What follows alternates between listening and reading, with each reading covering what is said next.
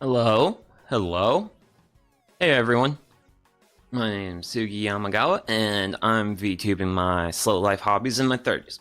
Gosh, my throat sounds terrible. But oh well. So, today's agenda: brewing beer. And actually, I kind of wish I was a bit more prepared.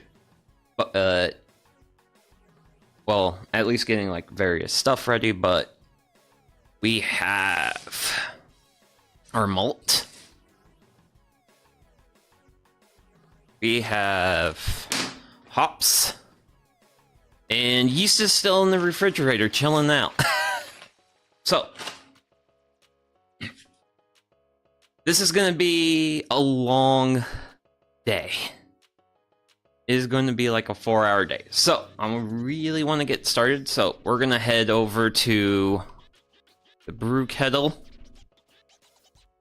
This thing. We're going to fill it with water, and we're going to go ahead and start getting the strike water for the mash going. And once we get that going, then we'll talk a bit more about the beer and more about the process as a whole. So, gotta start filling this with water.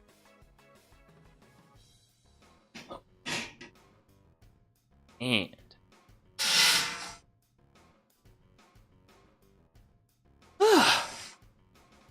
okay.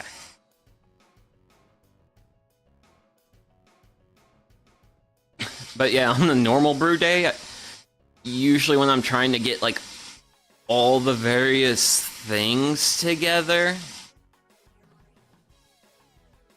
I usually get this water going, and then I start running around grabbing all the things, and yeah, I really underestimated the amount of time it takes for me to like grab all the things. Yeah, we'll do that. Okay. Let's see.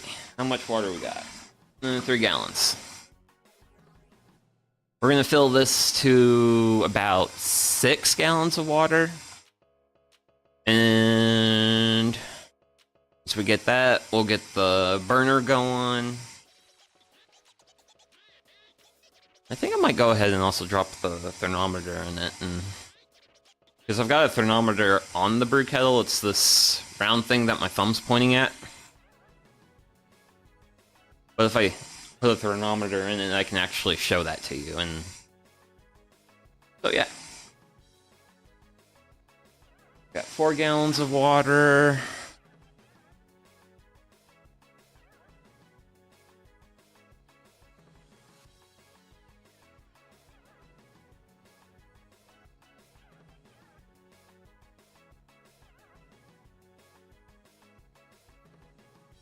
Five gallons. So we're almost there on that.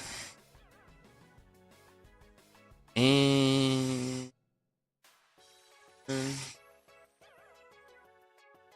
that's 6.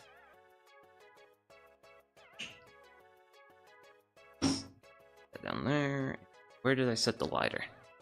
There's the lighter. Okay.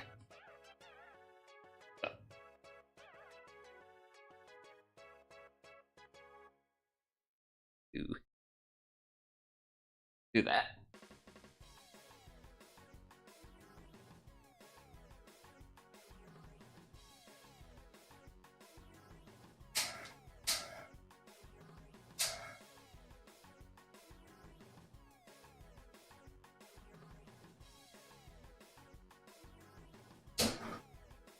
Ooh.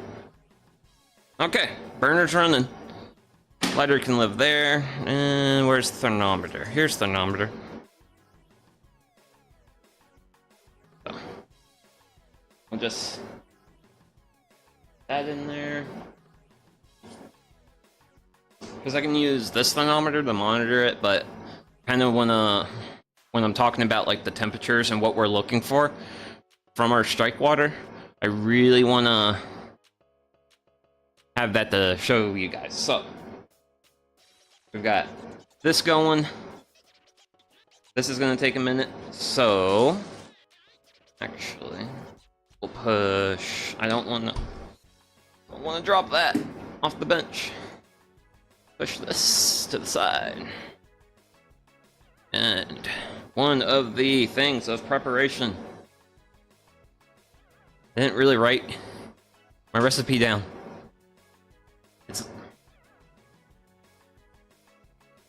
And this is actually a pale ale I've brewed before, but the picture's on my phone, so we're gonna take a moment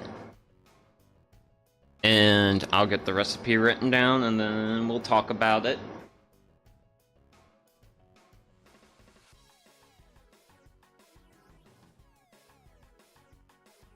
Malt, 9 pounds, 2 row.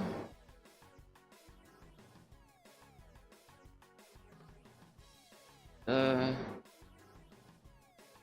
2 pound Munich. I can do that, sure. Munich malt. And our last malt is 3/4 pound caramel 40.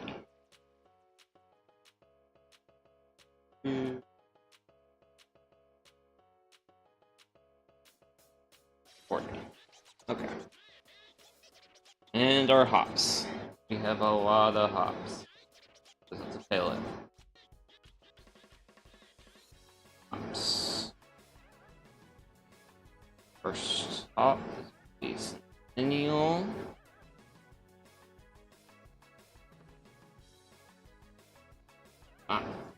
See there. Centennial.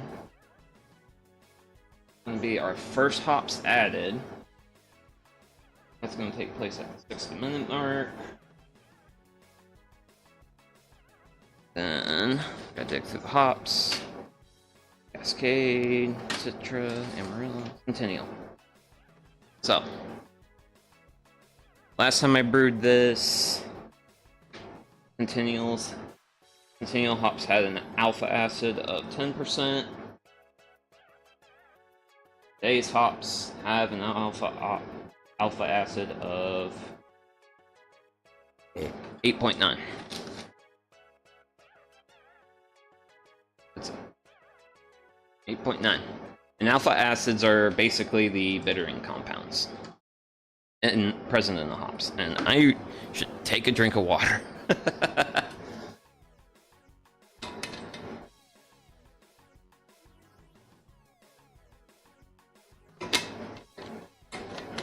Oh, that feels better.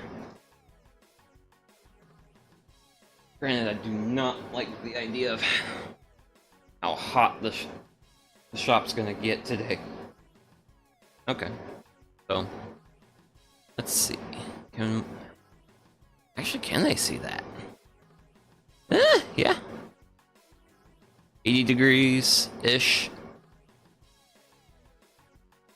And then actually our target temperature for the mash is going to be probably around 160.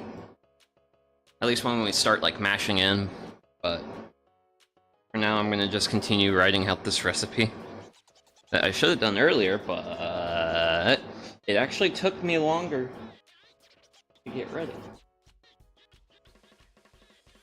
Because normally all these various things that I would like, equipment and supplies that I would have scattered throughout the home.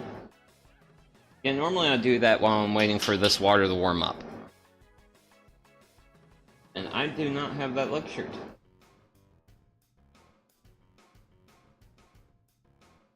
So that's that. Cascade hops have an alpha acid. These have an alpha acid of 6.2. So we got 6.2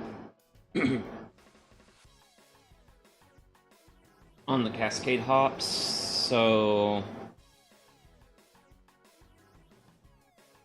and last batch of this beer had Cascade hops of 5.8, so a little bit more bitter. Well, a little bit more alpha acid, which is nice because the Centennial have...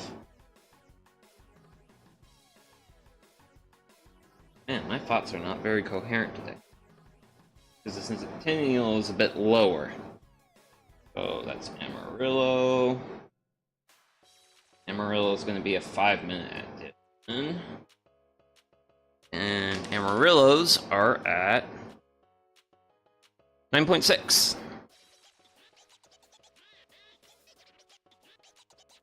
So those are actually a lot more bitter.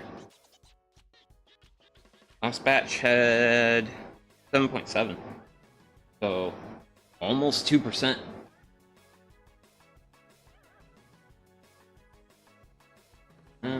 Acid. Okay. So these are all the hops we're gonna add today, but we're gonna do 1 ounce. Is it just...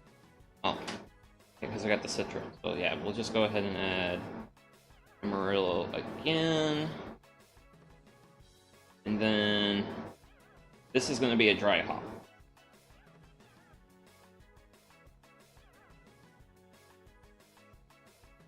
That way I can just tear my number back down.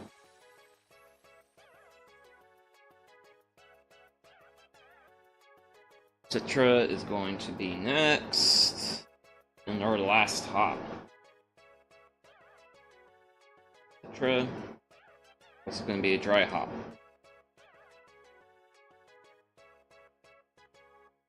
And then Citra today is 14.2.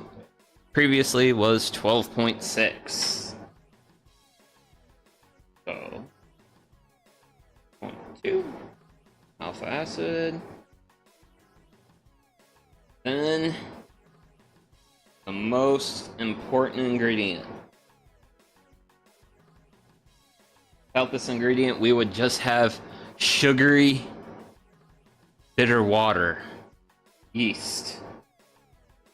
So we got yeast, and we will be using Safra Ale 50S05. Cool. And then I just put you down. Oh yeah. Actually, no, it goes like this. This is generally the formatting I use. So I'll put I always put the date, the brew number. So this is the 51st brew. Name of the recipe. Previously it was just called Pale Ale, and that's all I'm gonna call it for today. Then I've got malt, hops, yeast, and then a squiggly line where I will write notes. I'm not always the best at writing notes, but I will try. So, where is our water at? Where's our thermometer at? Right here. According to our thermometer, we are at over 100. Man, that did just not show up well. Oh, yeah, you can kind of see it. So,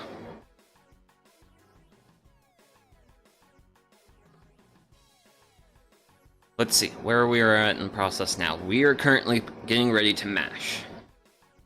Mashing and brewing is so. I want to get my malt here. We're going to talk about malt. This stuff. So, malt is grains, usually barley, but you can also have rye, wheat. Let's see, sometimes you'll see flaked oats in some brews. but basically grains. And what makes malt is those grains. Yeast eat sugar. Grains are full of starch. But the starch can be turned into sugar with the help of enzymes. So what malt makers will do is they'll take the base, they'll just take like grains grown on the farm, what have you, and then they're gonna take those grains, they're gonna wet them, and basically what they're doing is they're gonna germinate them.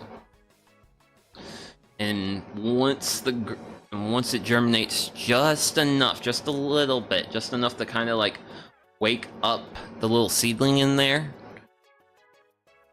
they will take it and they'll heat it to stop the process of germination, basically to stop the plant from fully forming. And then when you do that, you help the grains wake up, but you don't want them to wake up all the way because then you get plants. We don't want plants, we want beer. And then they'll kill it. They have activated enzymes and I don't wanna build. And then you get this lovely stuff that's powdery and white and gets absolutely everywhere. But yeah, that's a little bit about the malt. Then for what we're gonna do is we're gonna put malt in here and we're gonna mix it with water. Warm water.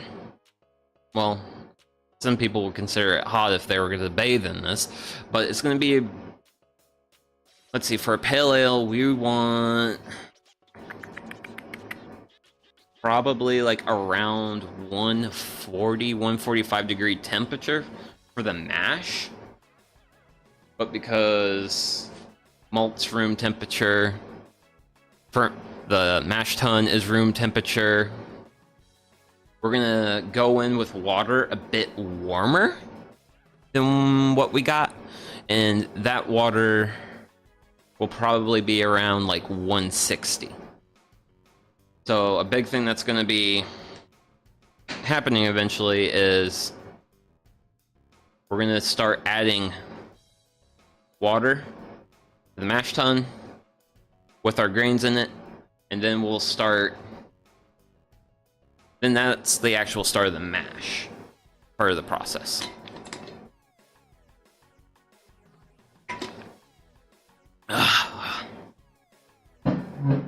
Let's just say I woke up really dehydrated this morning, and so, and actually speaking of dehydration, I am going to, I'm gonna make tea.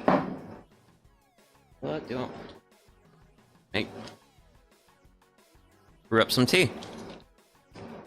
Because I'm just here chilling, waiting for this 6 gallons of water to get warmed up enough. Let's see. Okay, where do we want to talk about? I mean, kind of talked about what malt is. I mean, I guess we could talk about a little bit about the type of malt we're working with today. Let's see here. How do you capture that? Yeah. So, two-row malt, and there's so within the process of malting that I just previously described, there's ways to control, specifically with that when you heat the malt up to stop the germination.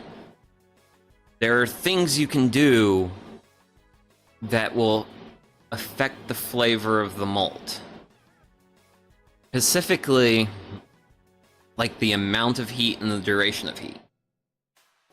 So, our main malt, two-row here, That's actually just basically the vanilla process of malting. And actually, Turo, Munich, caramel, they all come from the same grains. They're all barley grains. But what makes caramel, Munich, Turo, is the heating. Yeah. It's how you do the heating. For example, if you use a higher temperature when you work with the malt, you're gonna get a lot of the sugars and some of the starches will actually start to caramelize. And that's actually where we get the caramel malt from. And or you can just do a slightly bit more of a roast and kind of bring out a little bit more of the flavors, which is kind of what you get with like Munich malt. But there's lots of different ways. Like that's one of the like funnest things about beer and brewing.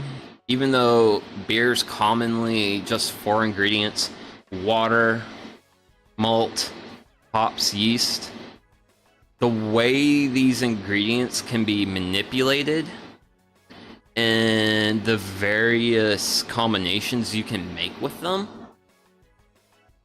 make the world of beer very interesting. Which is why we can just have like thousands of craft breweries, and each craft brewery is like brewing like dozens of unique brews. I mean, granted, there are some similarities, but I mean, also, like, man, sometimes you just want something that's, like, traditional and good. Like, I mean, some people would probably like a lager. Some people might want, like, Dunkel or, who knows, or sours. Granted, sours is a whole other rabbit hole. Because with those, you get into, like, adding fruit. You even bring in, like, well, and what makes sours is lactic acid bacteria. So you got a bit more microbes going on in your wort. Let's see. Well, in your beer. We're getting a fair amount of bubbles. Magic thermometer. What do we got? Okay, 130. Wait. We're at 130 degree temperature on the water, so we should be ready here in a little bit. And speaking of hot water, the hot water for the tea is done.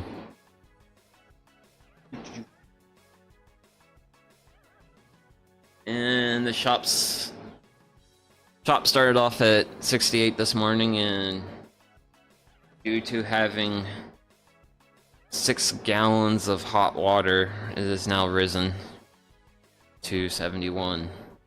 I fear for what the temperature is going to become at the end of the stream. Yeah. Might actually let this water get a little too warm.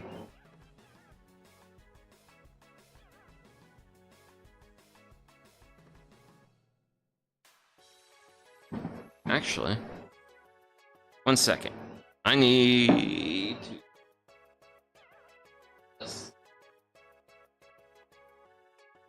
and just add some water here to kind of help cool it down a bit. Okay, well, that should be ready in a little while.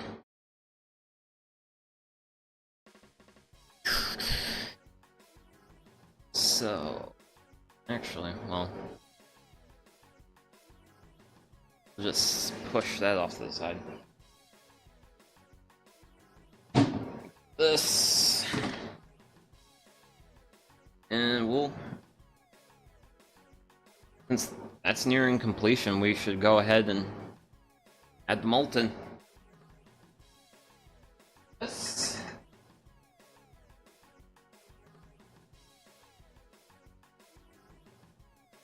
So I usually have a bit of gunk in the fermenter. Well, specifically like the little like nozzle there. So whenever I'm boiling up my water, I always just do like a first flush to make sure I don't have anything weird. And now I gotta put this water somewhere. 1 second.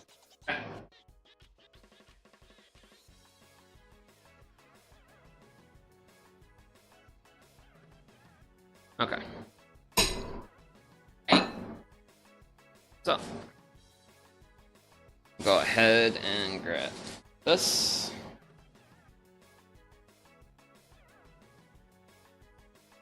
And bolts is going to the mash tun.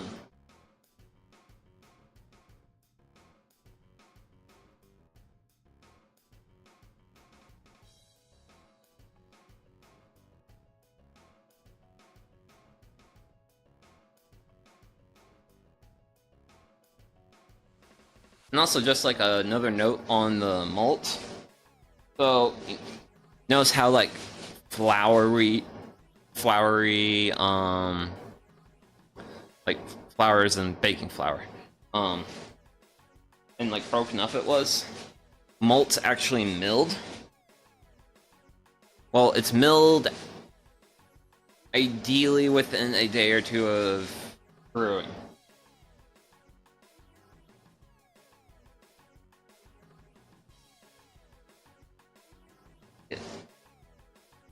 Usually a little bit gets trapped in these handles.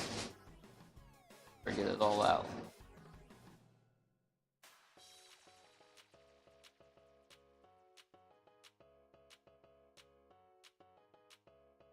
Okay.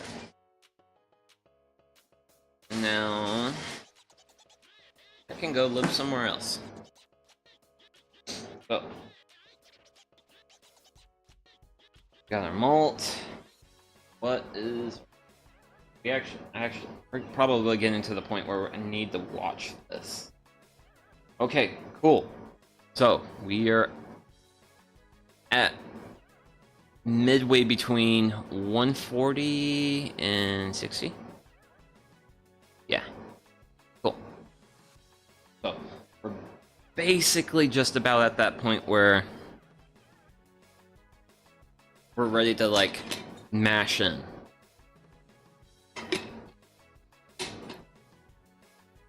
Granted, this water is actually... this is at the temperature we're gonna eventually want this to be at. And eventually the thermometer is gonna go from being in here into the mash tun. So we're gonna just wait a little bit more, a little bit. Hello. Glad you can make it. Let's see. How do I say this? Sushi Nako. And also, hello, Shinsen. But yeah, we're just about ready to mash in.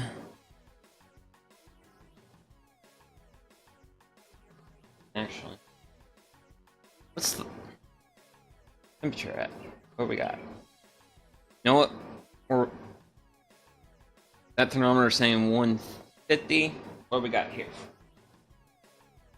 Oh, okay. They actually agree with each other. That's good. Is that math? No, that's the recipe.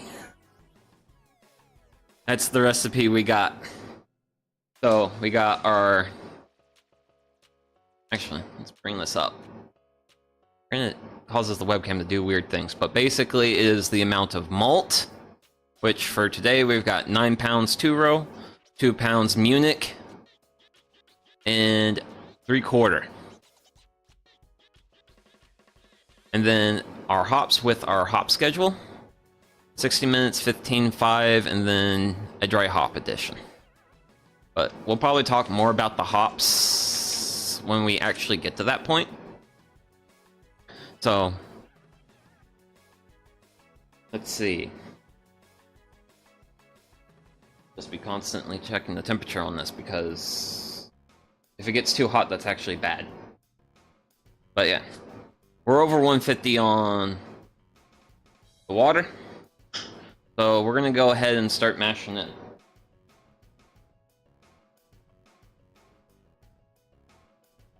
And then so what I'm doing here is this water is warmer than the temperature we want to hit. And if the water gets too hot, it will actually disactivate the enzymes. So one of the things that's recommended when you brew is to just kind of like break up the water stream, so that way it's not like hitting a particular area in the mash tun. I mean, like commercial brewers, they have equipment that can just heat it up, whereas in home brewing, they don't got the money for big fancy equipment. And shucks, just to put the fittings on it and the actual cost of the igloo cooler, I think I probably spent like 120 bucks, maybe, or maybe it was more like 80. I don't know. That was a long time ago, because I've been doing this since like 2017. So go ahead. Quick stop on that. So you always want to gradually add water, and then you want to stir. You want to like make sure there's like no, it's called dough balls, and that's where like the grains all like clump together, or there's like a dry spot. So we've got 2 gallons in here.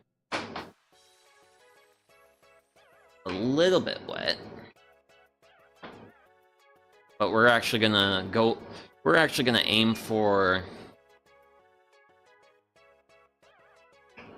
we're gonna put more water in here than this, though. But gave it a little bit of a stir. And then we're gonna go ahead and add another gallon. And that's basically, this is what mashing in is. Just explain the process, please. Okay.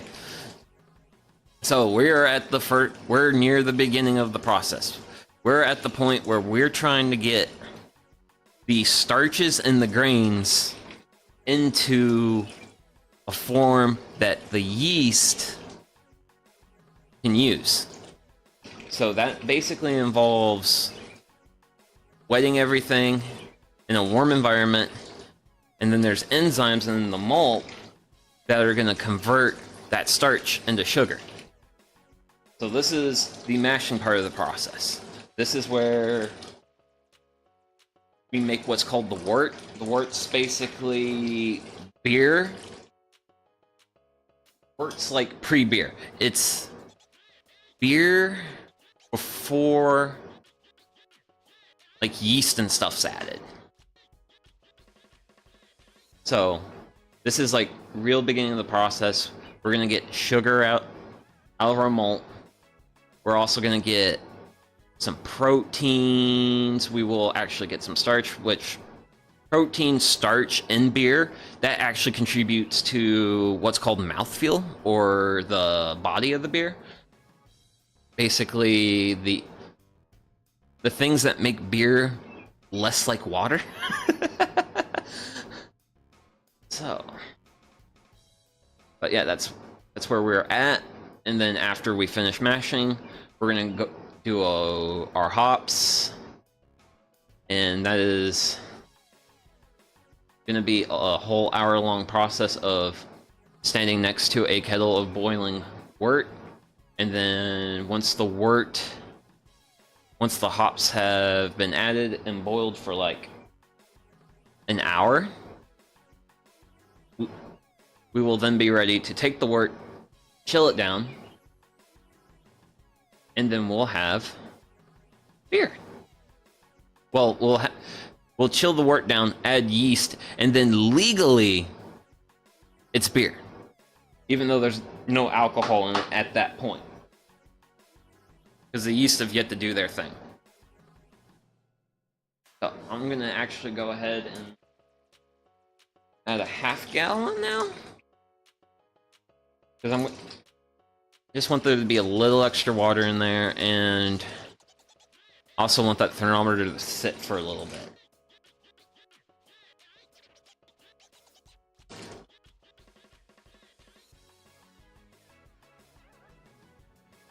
Ooh. And keep stirring. Stir the wort. Well, actually, this is mash right now.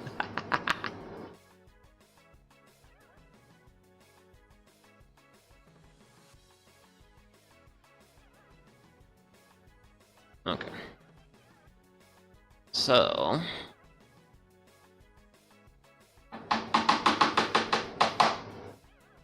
set that to the side, and... what do we got? Ooh. Okay, so we are at like 160.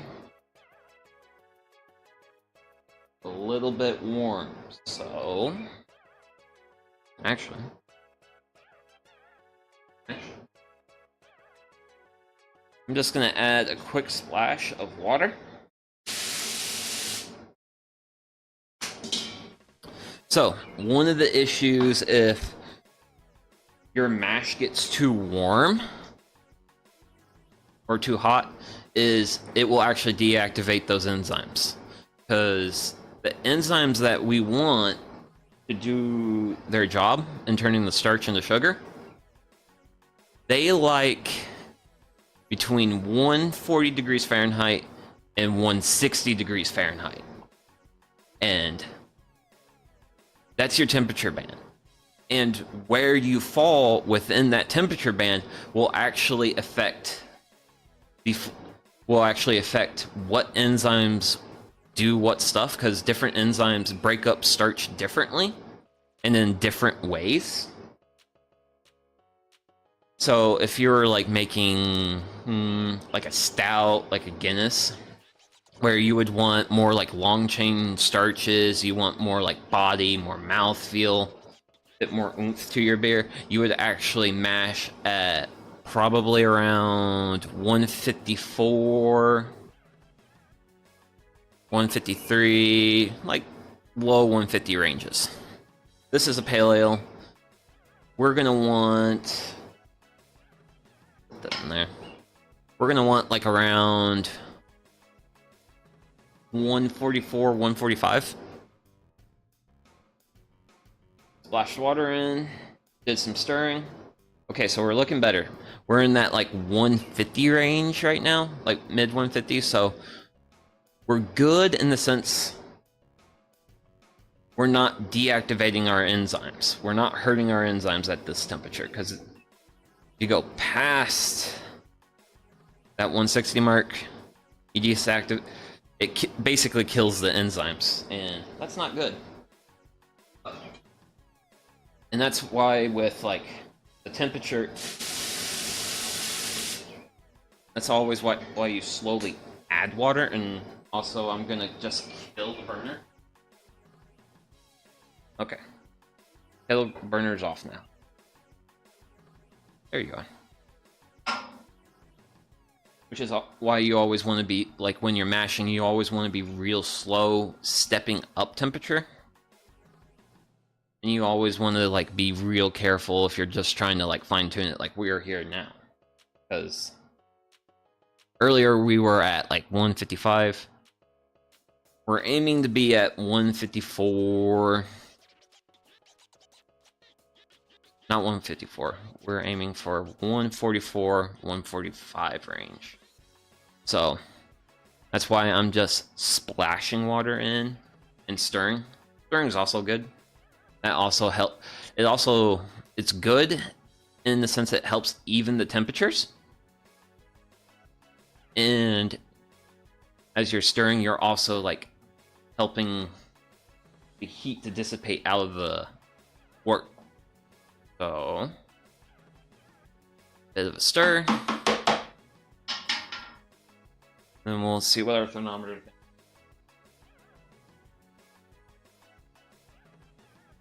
So our thermometer set, so we've lost 5 degrees. We're right under 150. Man, it's the... So I'm going to go ahead and splash a little bit more water.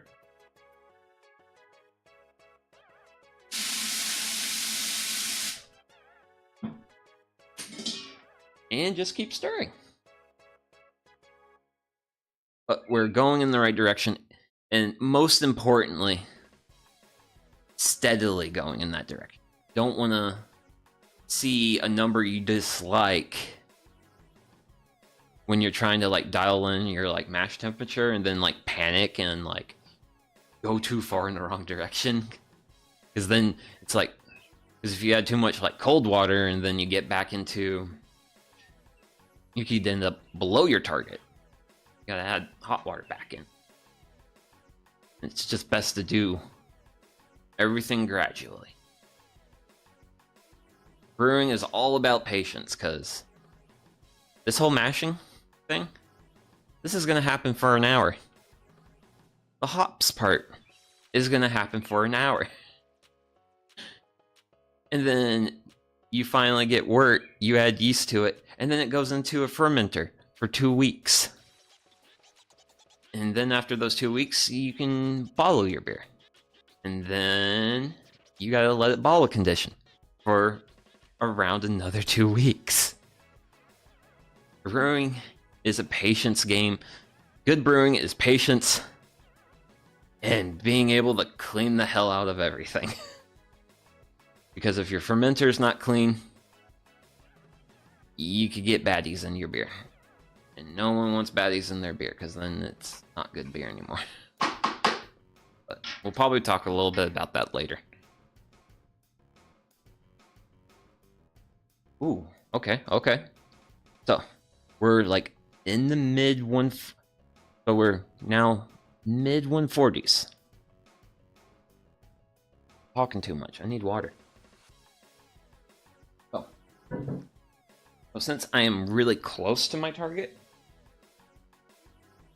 I'm actually just gonna stir. I'm not gonna splash water this time. I'm just gonna like keep stirring everything, keep making sure I break up the grains, and that's also gonna help even out temperatures, and slowly wait for the temps to come in. Even if you're like a little bit out of range for a little while, because like technically the mashing process began. Are you known for making beer? No, this is literally just a hobby I picked up like 7 years ago. Mostly because like I actually picked this up and because I hated myself, and not like any like real like bad hating. It was just like I never made anything with my life, or like never made stuff. I was always consuming stuff. I was like, man, I want to make something. I want to like do something.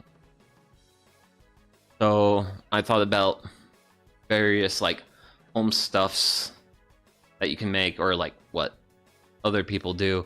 And believe it or not, I actually first thought about like making soap. And then I was just like, I use soap in my life, but not like a lot of soap. But I do drink beer, and sometimes too much, so I can go through beer quicker than soap. So I chose to pick up homebrewing as a hobby. And it's kind of also like me doing what I'm doing right here today is just an extension of being now becoming a serial hobby picker-upper. What we got? Okay, cool. So we're pretty much dialed on our temp. So chronometer is going to go back in. I'm going to grab the lid, mash tun, and then this goes on there. And that's going to... And the reason why you use coolers is because you want to hold that temp for an hour. So we now get to just hang out, and then that sits for an hour.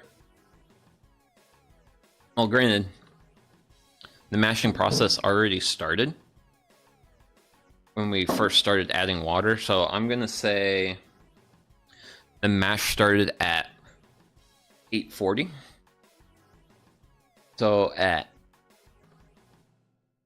9:40, so that'll be an hour later. That's when I'm gonna call the mash done, and then we'll do all that fun stuff. But since I actually have some like really hot near boiling water, actually I've been hurt previously. Let me grab a glove.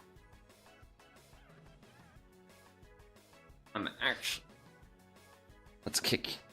Oh, not kick. Gently move. Mash tone. Side. And water.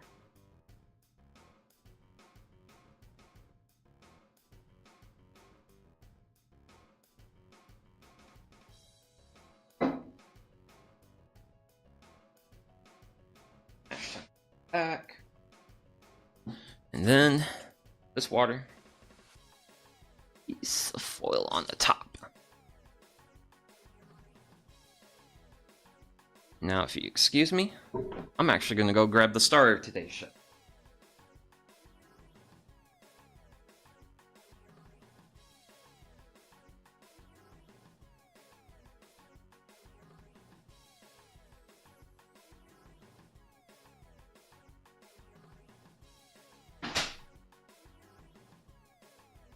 This is today's star. Yeast. So, this is what's called a packet of dry yeast. And the reason for this water in a beaker is eventually when we get decent amount of the way through the hot part of the brewing, we're gonna add, so basically what we're gonna do is we're gonna add the yeast to this water we got here. And that's called hydrating the yeast. Why you do that is because basically the yeast has been packaged, sealed up, basically put the rest. Yeast working on wort and turning it into beer. If you don't rehydrate your yeast, if you just were to cut open the packet and dump it straight into your wort, it's basically, imagine if you were sleeping and your bed suddenly ejected you into your office cubicle or wherever your workplace environment is. It is not a very it is a very stressful thing, and the yeast aren't going to be able to do their job as well. Well, a lot of yeast just die if you do that. Granted, you can still brew beer that way. I mean, I actually started just by like dumping the packs of dry yeast into the wort. But now, what I'll do is I'll just pull a little bit of like the hot water out of the kettle, and then I just let it sit to cool, because this packet of yeast isn't going to go back in there until like probably like 2 hours from now. So this will give this time to cool back to a more reasonable temperature, and then I'll cut open the pack of yeast, dump the yeast in, and then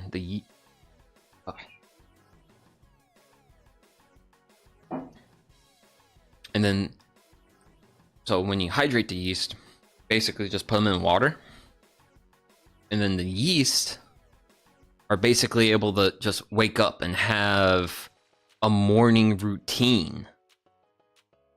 And that kind of just like helps them just get warmed up, get the sleepies out of their eyes, and then when you add that to your beer, you get much better results that way.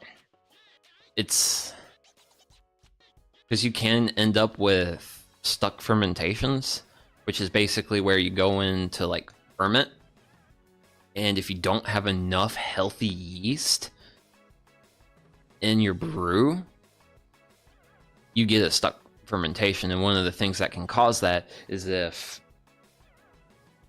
you temperature shock your yeast too bad by dumping them straight into the wort.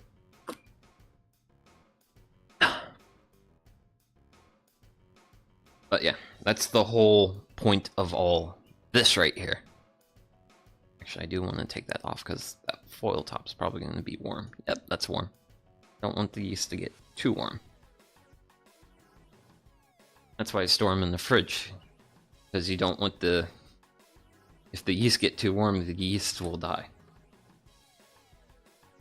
I think yeast start to die at like 105 Fahrenheit. So, very intolerant of heat. So, if I'm looking at my times right here, it's been about 5 minutes since I put this lid on. So what I'm going to do is I'm going to take the lid off and take a peek at the handy dandy thermometer and see if it's still reading what it said it was reading.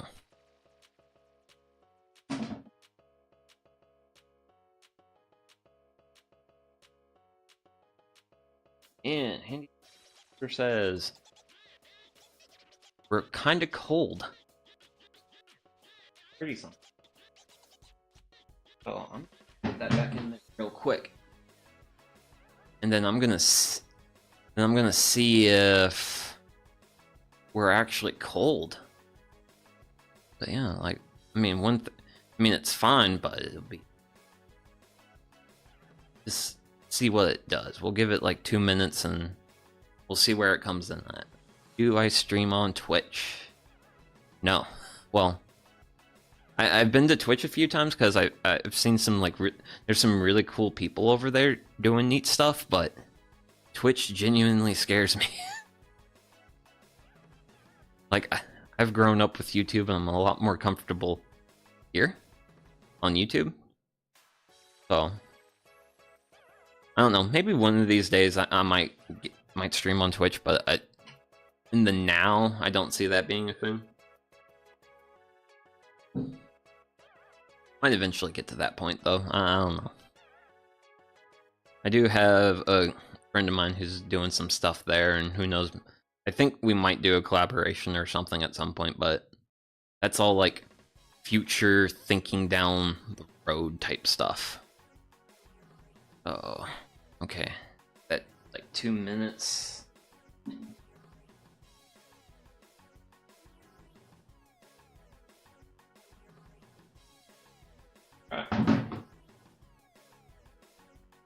So it seems like we're a little cold. Good thing is we have plenty of hot water.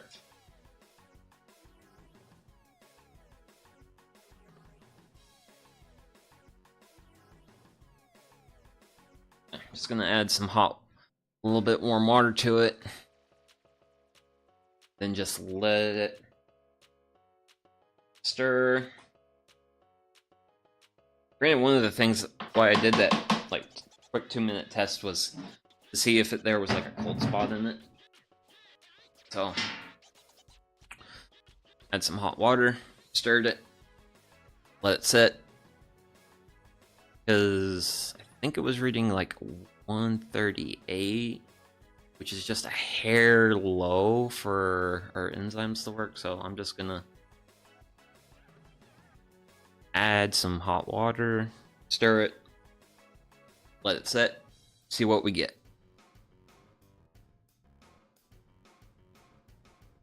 Don't move too fast with beer. You might break things or hurt things. Well, hurt the ingredients. But yeah, this is gonna be like, this is the most boring part of today, is mashing. Because when we do the hop boil, this is gonna be a big bubbling cauldron of fun, and I'm gonna have to initially watch very closely. Because there's a thing when you're brewing as you're like first boiling up your wort, there's a thing called hot break. And what happens in hot break is a layer of foam will start to form on the wort in the kettle. And if you don't watch it very, very closely, it will boil over and make a terrible sticky mess. And I've had a few small boil overs. I generally watch things pretty well. But yeah, it's gonna be, I might be frantically using my stir stick at some point today. I hope not to, but let's just hope it doesn't come to that. So, chronometer's been in there for 2 minutes. Let's give it a check.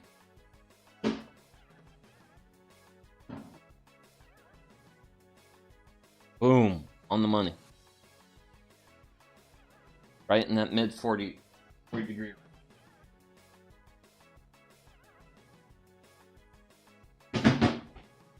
Mash tun. And then we'll just let this sit for, let's see, another 2 minutes. And then we'll do a final check. And then I'll like make a note, because that's usually what I use the note section for. Let's see here.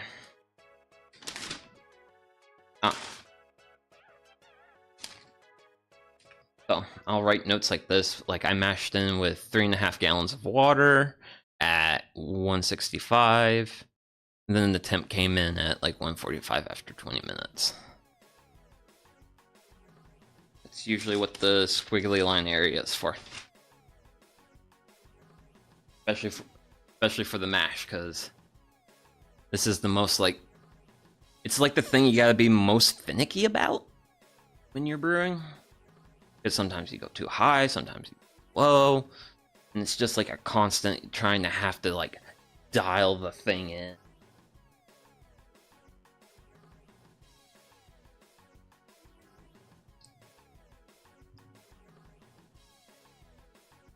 Yeah, and sorry about the frequent water and tea indulgences. But let's see.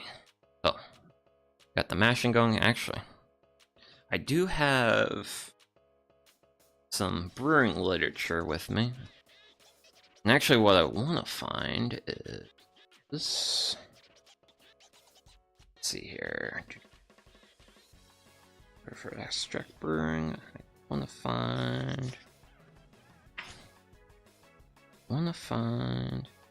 how mash works. Cool. There is a real nice chart I would like to show in this book I have here. And it's actually shows the let's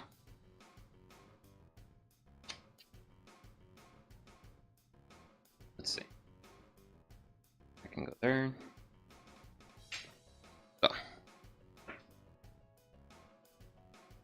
So here we have, I hold that steady. Up, down, there. So this is the various enzymes that are now working in that mash tun, and their temperatures of activity. So yeah, as you can see, it is not a very expansive band of temperatures. So right now we're sitting right at like 145, and actually wait. I actually should make a note of that. Notes. Notes is how you replicate past success. So, let's say temp.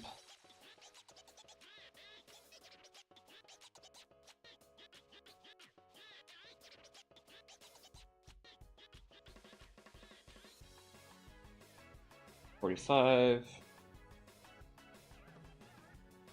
after 20 minutes.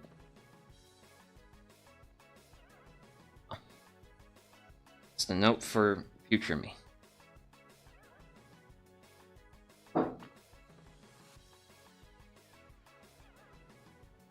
let's see. So we got the so we got the mash running right now. Oh, I guess one thing I could talk about is eventually, some of you might be wondering what this grate thing here is for.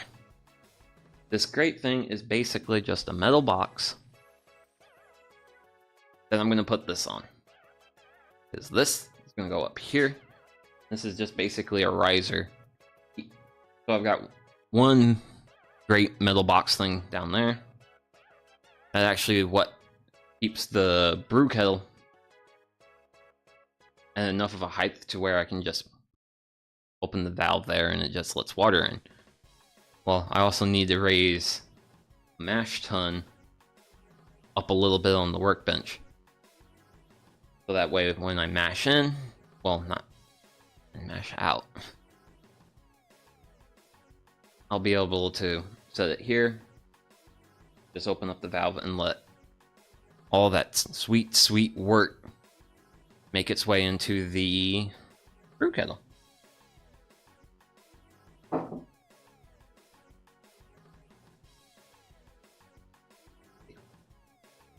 What is there to talk about? Because let's see. I mean, we're 25 minutes into the mashing, so usually if I'm like brewing in like the afternoon or like some other time, this is usually where like I'll go make food. Let's see what can be done. I think I talked a fair amount about like mashing, some of that stuff. I don't want to talk too much about like the hop side of the thing because we'll talk about that during the hop boil. No, let's see.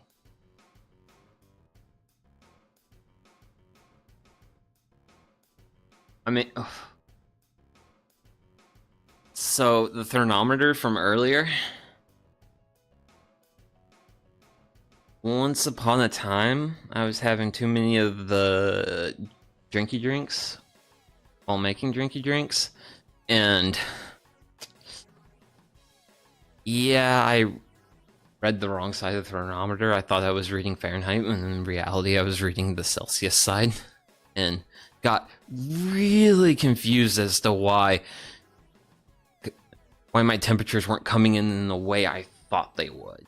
Because I was just like, I'm normally good if I do such things. And I mean, that's also like another big thing with like brewing is the process, and you gotta respect the process. And I didn't. And I got confused and panicked and did stupid stuff. And I mean, I still got beer at the end of the day, but it just wasn't as like good as if I took a step back, looked at what was going on, and was like, okay, here's what's going on.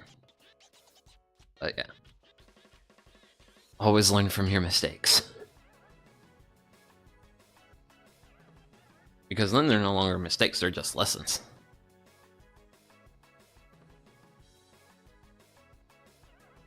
Let's see. So I think we used about under 4 gallons of water mash. Currently sitting at 2 gallons in the brew kettle. So eventually what's going to happen is I'm going to get the burner going again. Granted, I'm also going to add water to it. And I'm going to prepare what's called the strike water. And what this... So at the end of this hour of watching hot cereal, which is basically what's happening in here right now, you'll add what's called strike water, and it's usually about 180 degrees temperature Fahrenheit. And when you add that, you basically stop the fermentation process. Just bring it not the fermentation process, but the enzymes. Basically bring the enzymes to a hard stop, and then you extract your wort out of your mash tun. So eventually I'm going to be probably trying to think about how much water I want to prepare.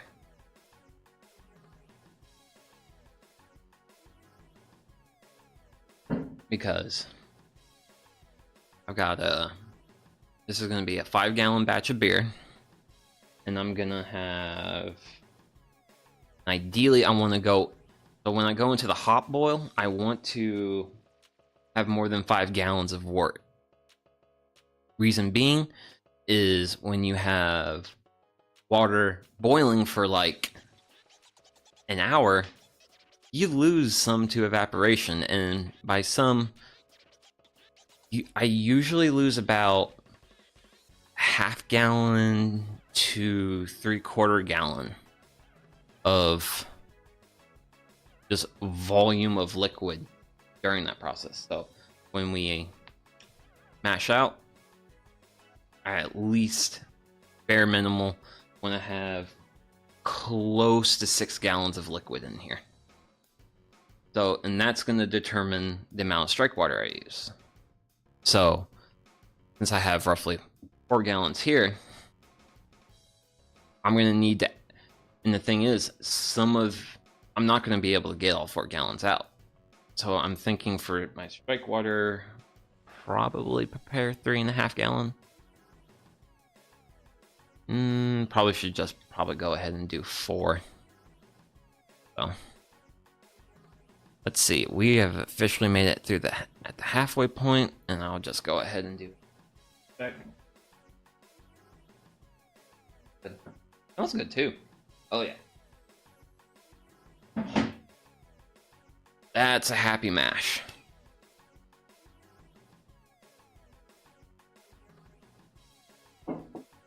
Oh, that's also going to be like the last temperature check that I do, because it's going to be fine from here on out. So, not worried about that anymore. Actually, I'm not worried about that. I'm gonna go ahead and add water. Go ahead and get my 4 gallons. Well,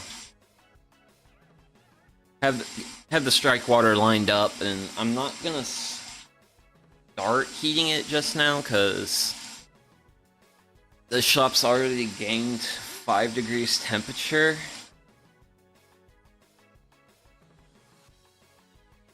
And I don't want to have a whole lot of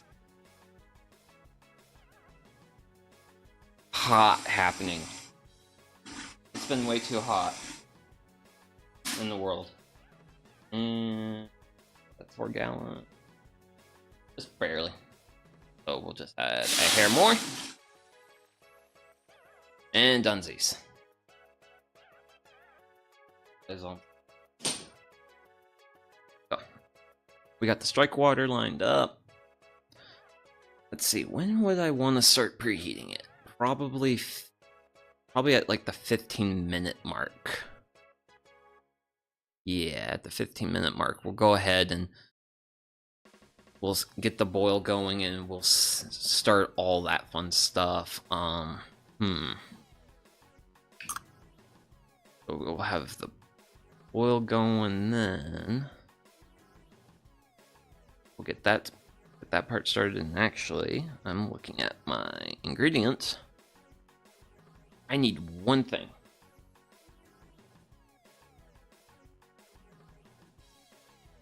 And here's my thing. Irish moss. So, one of the things you will, and we'll actually do some, we'll start a process here soon to work on the remediation of, but as you can see, well, as you saw earlier, the mash is basically just like all these grains, and you don't want grains, bits of barley hulls in your beer. So one of the things we're gonna do is when we're done with the mash, we're gonna do what's called recirculating the wort, where we're gonna use basically there is a fitting, sort of like what you see on the brew kettle here, at the bottom of the mash tun. I could go ahead and throw that up. I'll just wait. That's happy down there. Where basically you pull wort out the bottom, and then you pour it back on top. And what you do is you basically turn your bed of grains in the mash tun into a filter. So the Irish moss I just showed you, and showing again. But that filter will sometimes not get everything out, or sometimes you'll have like really small stuff like end up in the beer. That's what Irish moss is for. It actually helps any like various like impurities from the mash. It'll help those settle out during the boil.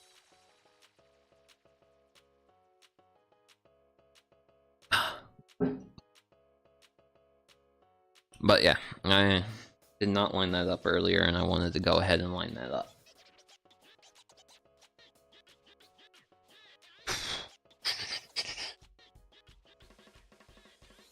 But yeah, that's actually what this picture is for. Some brewers, well, some people who take the hobby more seriously will actually have like little pumps that they can hook up to their mash tun. I've thought about getting.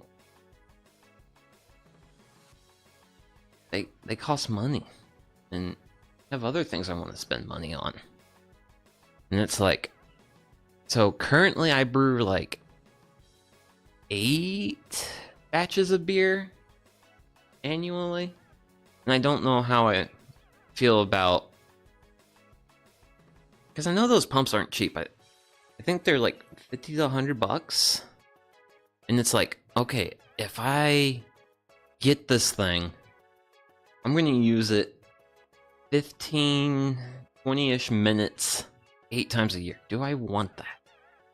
Or can I just use pitchers to recirculate the mash?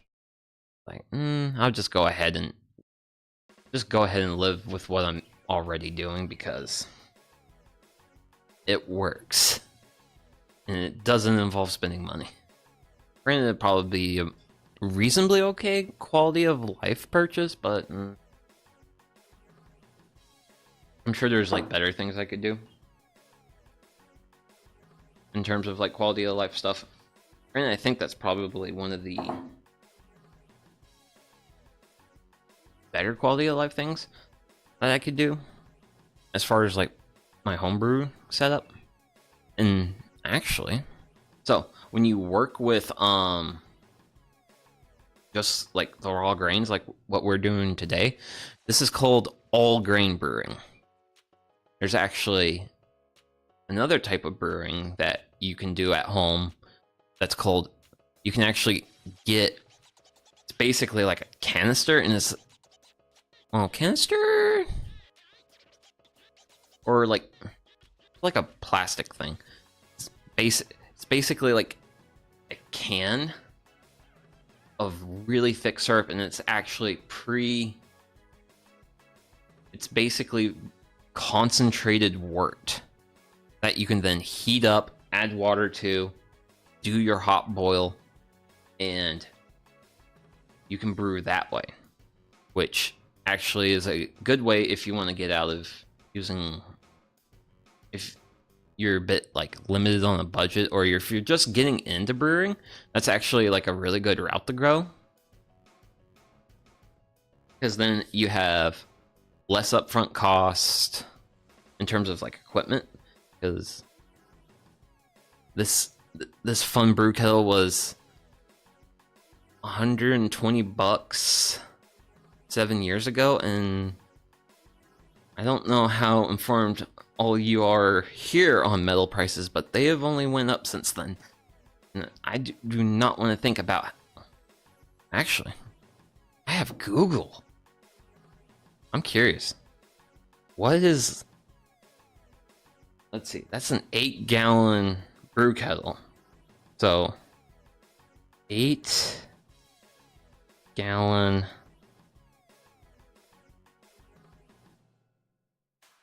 brew kettle. What's the price? Oh. Actually, the prices are pretty reasonable. Actually, like $80.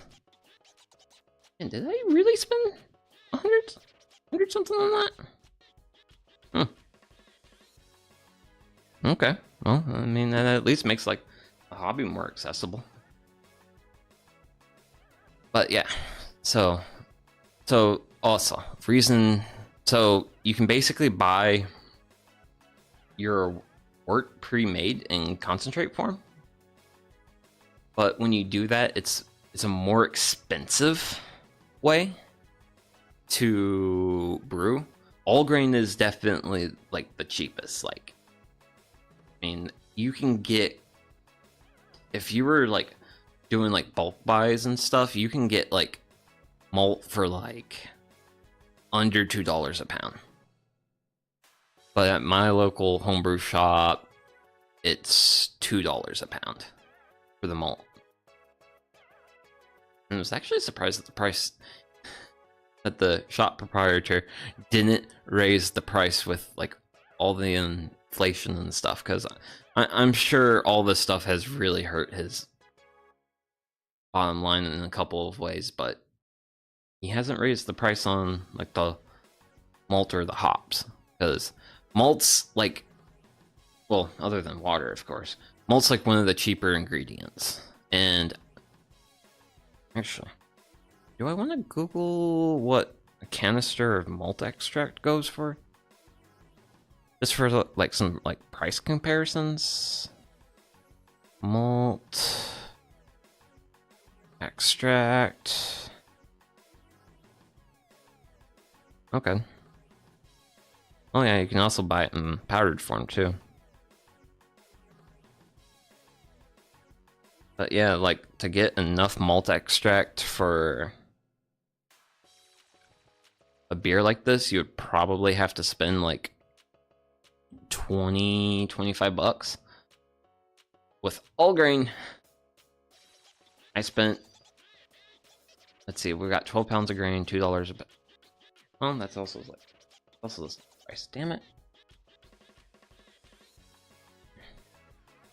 Granted, I do know that like, you can also, so there's the canister that's like a thick syrup. You can also get powdered malt. There's actually a lot of different like products available for brewers, depending on like how much equipment you have, how much work you're willing to put into it. Me, I literally I jumped into this hobby and was like, okay, I'm going to be committed to this. I'm going to do this thing. And yeah, I think I did spend like close to like, I wonder if the reason why I think my prices is wrong is because of what I cost getting both of these things. Because these were like the two most expensive things. Because I mean, there's other things like fermenters, but this is the fermenter. As you can see, it's clearly just a plastic bucket, but it's actually, but it is a food grade plastic. So you can ferment beer in this. This is a very cheap. It's the best thing about, honestly, the buckets is the handles. Because 5 gallons of beer, 5 gallons of anything is generally pretty heavy, and having a handle makes it easier to move the fermenter around. because eventually this is going to get hauled into the basement where it's nice and cool and the yeast are going to be happy at those temperatures. But so the other alternative to these is what's called a glass carboy. Carboy, I think I'm saying that right. I'm not entirely sure. But it's basically, think a water cooler. Like the big jugs of water on top of like a water cooler that you see in like offices and various things. Think of something like that, but glass. And those are good if you want to have your beer in the fermenter for a while. Like, because some beers you will want to ferment for like months. Especially if you're working with like high ABV beers. Like your barley wines, Russian Imperial Stout. All those kinds of beers take long fermentation times. Pale ale's reasonably quick. Well, all the ales are reasonably quick when it comes to like fermentation times. So some people might know of lagers. There's actually two big classifications of beer. There's your ales and then there's your lagers. Your lagers are the beers you definitely want to ferment for a little bit longer. Because, actually, recipe book.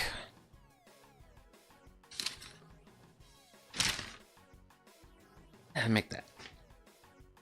So, earlier this year, end of January, roundabouts, I made this beer. Gold but not Baroque Vienna. Which, actually, is a recipe straight out of John Palmer's How to Brew. And this is basically the lager I make every year. It's a really good Vienna lager. But your lager beers, those are the ones that are gonna sit in the fermenter for at least a month, not maybe 2 to 3. Depends on like how smooth you want the finished beer and all that various stuff. And then you have your ales. So lagers are called bottom fermenting yeast, which means they ferment near the bottom. Then you have the ales, they will ferment towards the top of your fermenter when you're brewing. And ales, lagers are kind of like the main two classifications. Well, if you're starting to like trace out like all the different like beer styles you got going on in beer, that's the primary, like, you want to put all things here and all things there. Like, how do we classify species and things again? Like, man, my brain is not firing today.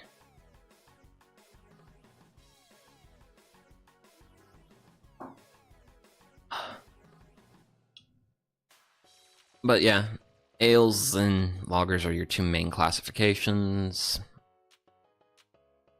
And the distinctive characteristic is the yeast and where the yeast in the fermenter does its thing. So today's beer is a pale ale. And it is going to be a top fermenting beer, which means it's reasonably quick on the fermentation, which means we get to use the food grade plastic bucket. I can't believe I talked that much over tangent on a plastic bucket. So we're gonna set this to the side. We are getting close to the end of the mash, so I'm gonna go ahead and grab my handy dandy lighter and I'm gonna start warming this up. Because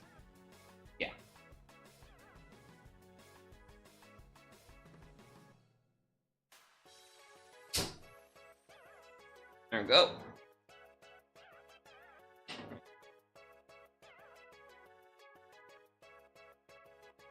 Oh, went out.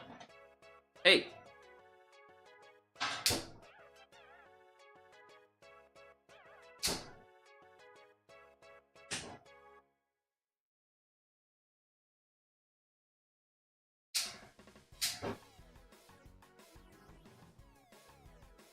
Okay. So, while I was down there, I saw that my strike water was around 110. So we're going to want to bring that up to 180.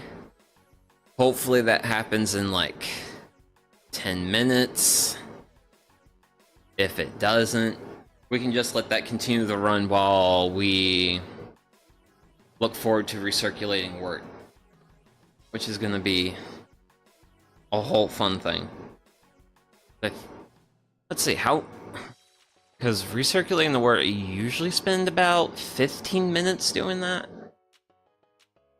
Granted, it's an eyeball thing based off of like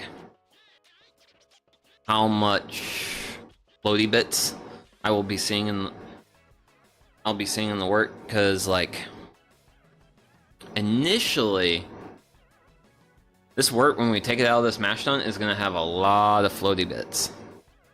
Sort of like the occasional floaty bits you're seeing down in here. And as we recirculate, we're gonna get less of the floaty bits. So, should be fun.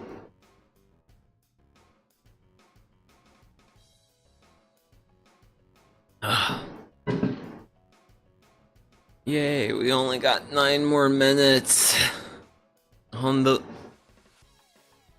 mash, and then we can do like actual like fun stuff. Granted, if it ends up taking a while, I don't know. We're already up to 120 on the strike water, so I was thinking about getting ready to do the mash. Well, maybe getting a head start on it, but granted, actually now's a really good time for me to just look and see if I'm forgetting anything, because pretty sure I have everything I need up to hot boil, up to and during the hot boil. Well, yeah. Yeah. I think we're good. I think I'm good. I just have to like kill for time.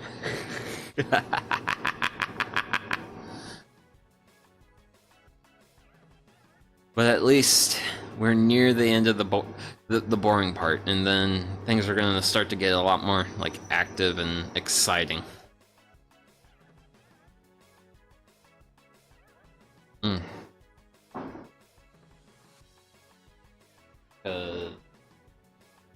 Yeah.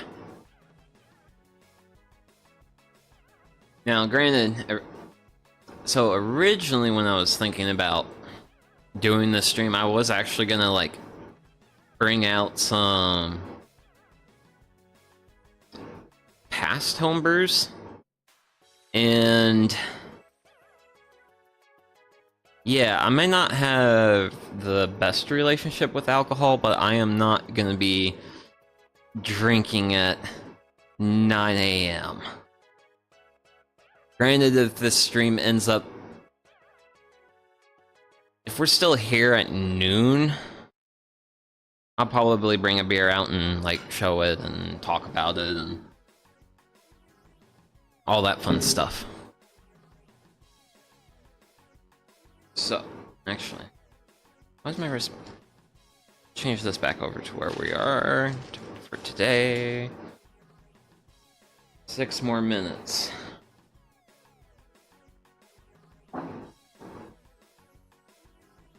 Six more wonderful minutes, and we can start worrying about other things. And might have to. Do I want to bring the? I don't know if I want to bring the camera in there. Right. Yeah. Where are we at? Where are we at here? Oh wow, we're coming up on 140, so strike water will actually be ready in about, yeah, strike water should actually be ready pretty soon. So this is actually warming up pretty quickly, so that's good. Means I won't be able to, well, I was thinking about doing a thing, but I'm not sure. I'm not sure right now.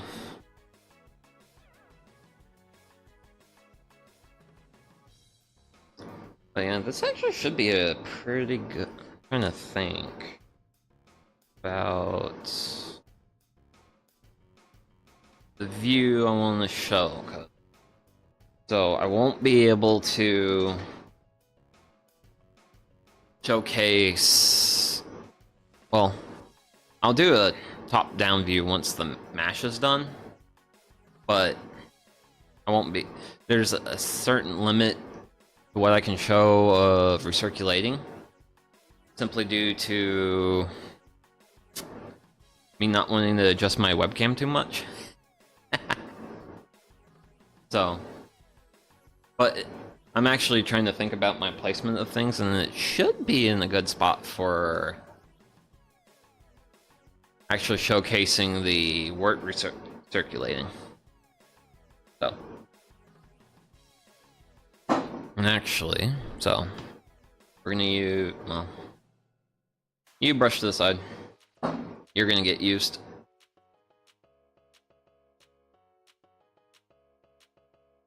And strike water's at 140. So that should warm up pretty quick and get to where we need that to be. So mash is gonna be done soon. Then we're gonna recirculate it. Then we're gonna add the strike water and yeah, all that fun stuff. Oh yeah, like another good thing about strike water is the wort is going to be a very sugary solution, and by adding more water to it, that's actually going to help extract the remaining sugars in the wort. So that's like another benefit of like using strike water versus just pulling, because you can pull your wort out. You can mash out your wort out of your mash tun and then add water to that, but by going the strike water route, you usually get much more sugar out of your wort, well, out of your grains, because by adding more water volume to the mash tun, you're given more room for those sugars to dissolve, and you're not pulling out something that is as concentrated. And also, like, another thing that, like, how I brew, there are some people who they might want to use like a cheaper brew kettle, which is fine. You will just, in that case, you'll do what's called a partial wort boil, where you'll, rather than what I'm intending to do, which is like a full 5-gallon boil, a partial wort boil is basically where you boil like 2-3 gallons of wort, and then you'll just add like distilled clean water up to your 5 gallons, and then you'll throw your yeast in and do all that fun stuff. But for today, well, for me, I just do full boil, because that's just how I do things. Which is risky because of hot break, but it is a risk I'm willing to live with. And we're almost there. Almost there. Because at 9:40, I'm gonna take this and throw it Well, this is actually going to come up here on this grate, and then we'll start recirculating mash. Then we'll recirculate mash until the floaty bits are out. So I am literally just going to be staring at the clock right now, waiting for this to be over. And it is now over. It is 9:40. So this is kind of like the best view I'm going to be able to give you.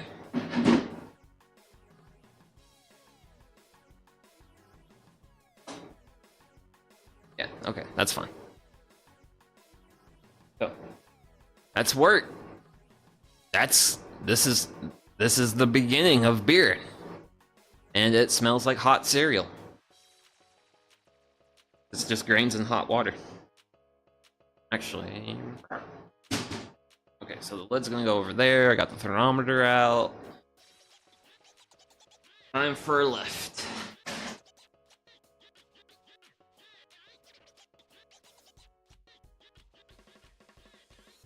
Oh.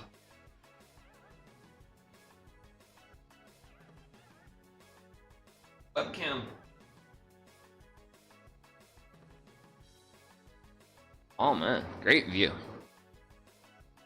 So, let's pull a little bit of our board out.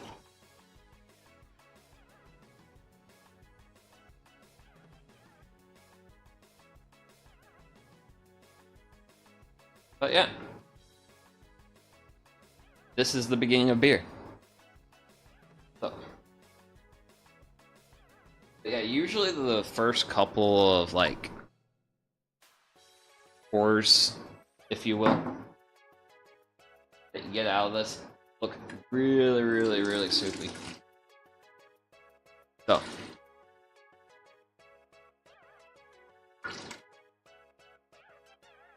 but this wonderfully sugary hot solution. This is wort. And as for why it's called wort, don't ask me, ask Germans. Because so much of brewing's terms and terminology and various other things has been already pre-decided. Well, just influenced by German brewing culture. So. And this is the technique. Keep it running. But as you can see, it's starting to clear up. It's a bit clearer than, it's not like that milky color that we originally had. But as you can see, there's some floaty bits in there. And that's the purpose of recirculating the wort, is to get rid of those floaty bits. It's basically by moving water from top, well, wort from top to bottom, and just letting it do its thing, will turn the bed of grains in here into a filter that will filter a lot of those floaty bits out. Actually, how hot is this?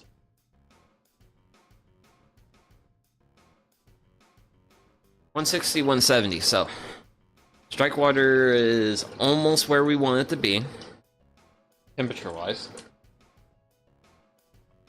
And once it gets to that point, while I'm waiting for the big picture, the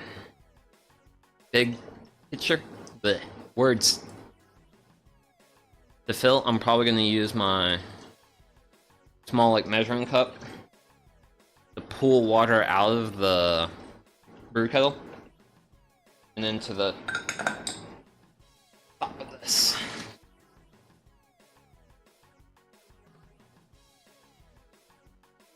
Bloop. Yeah. Ain't it pretty?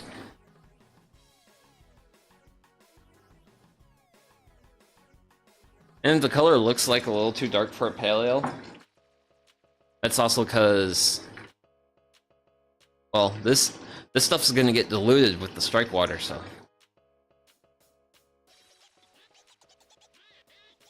And also another like technique thing with mashing out.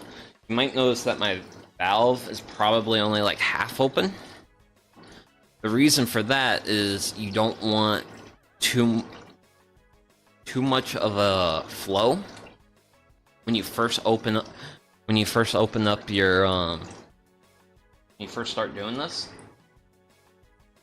because otherwise there is a thing that can happen, which is called a stuck mash. And stuck mash is basically where your grain bed filter doesn't let work through. Not a good thing. Okay. Start.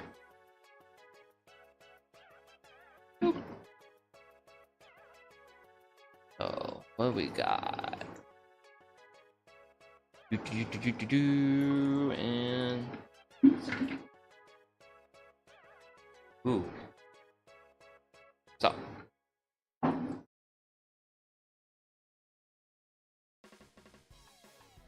add up a little bit more, and we're at a good temperature. So I'm actually going to go ahead and start adding strike water. So, little picture of the strike water. It is just hot water. And what you're going to eventually notice with the beer is the color of this stuff down here. That's eventually going to lighten up.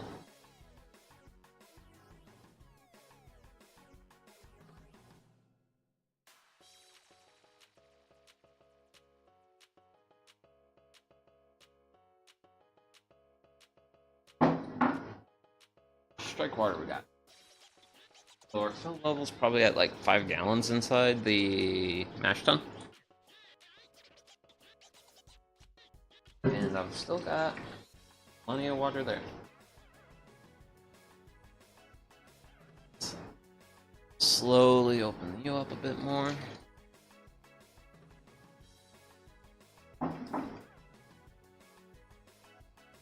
Let's just take a look.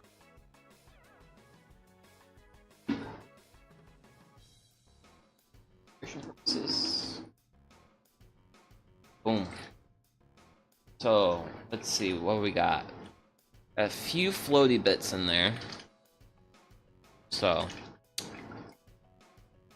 yep, we're just gonna have to let this run for a bit. Now switch hands. You adding strike water.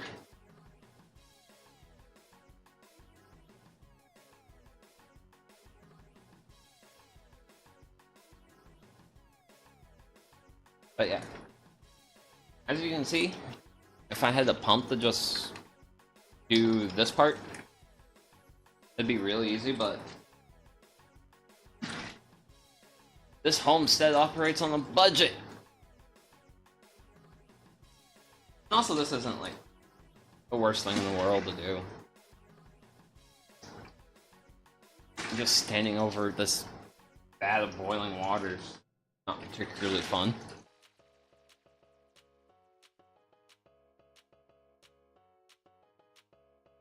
Alright. Let's see.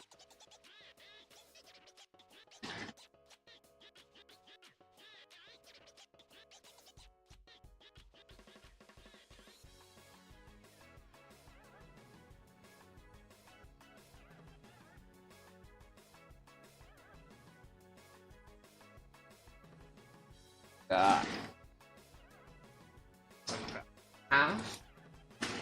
Strike water in. Go ahead. Getting warm enough.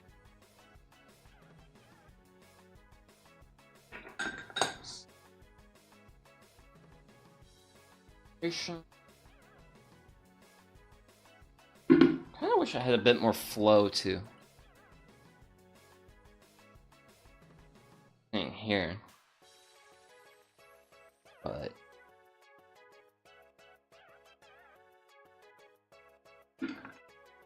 oh.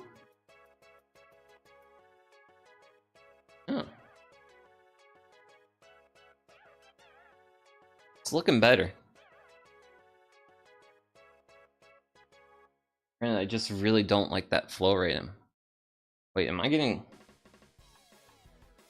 For a second I looked up and it was like, wait, am I just getting like flow out of this? No, I don't. More than... Granted, I'm gonna grab my stir stick. I'm gonna try and free this up.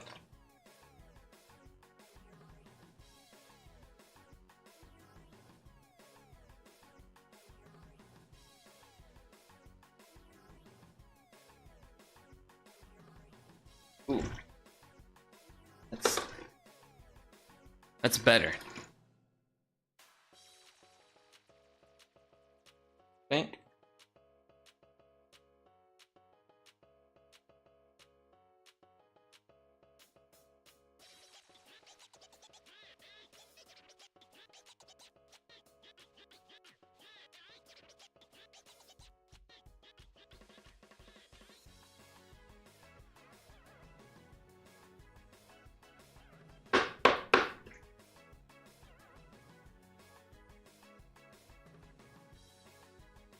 Doing that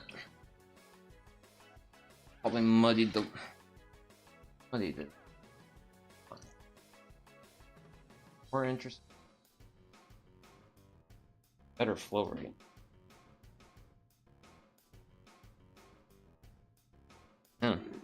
This isn't like stuck mash territory, but this is gonna be a really slow mash out. That's my flow rate.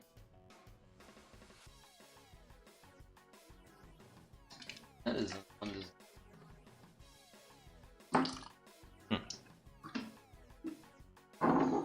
continue adding strike water, so that way I get it added, it's in there, and I don't have to worry about that. And then might do a little bit of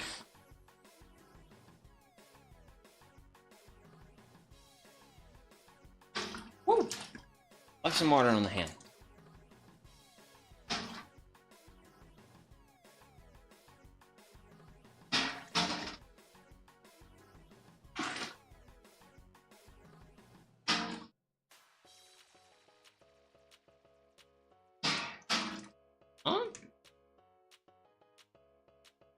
Slightly better flow.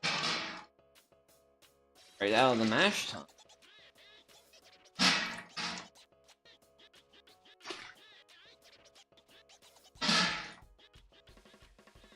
One gallon strike water left.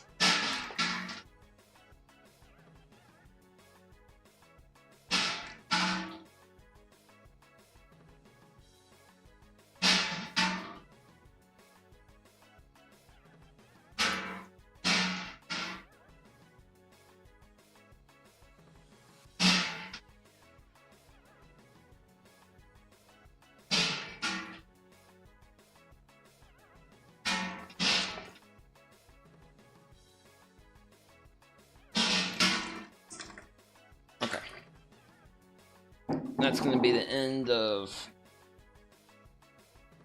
Not for strike water. Now I want to work on what I got going on down here.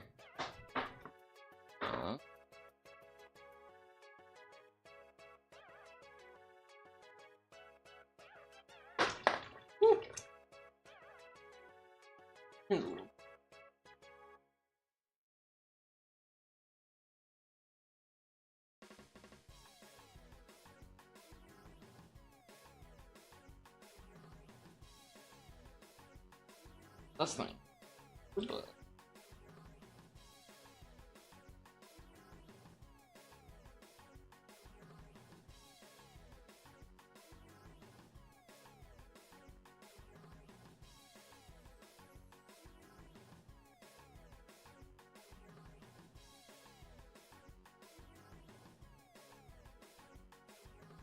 Live with this? Question mark, question mark, question mark.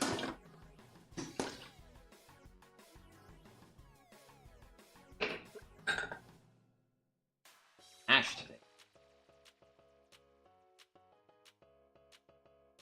Not getting blow out of it.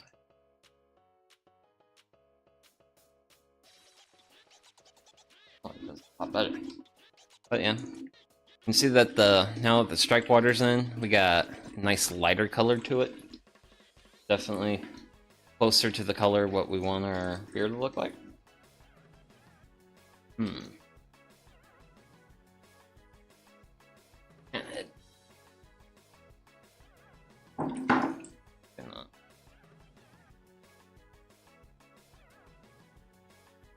I was allowed to drink at the 12. I'm actually very disappointed about mash tun right now. Well, I'm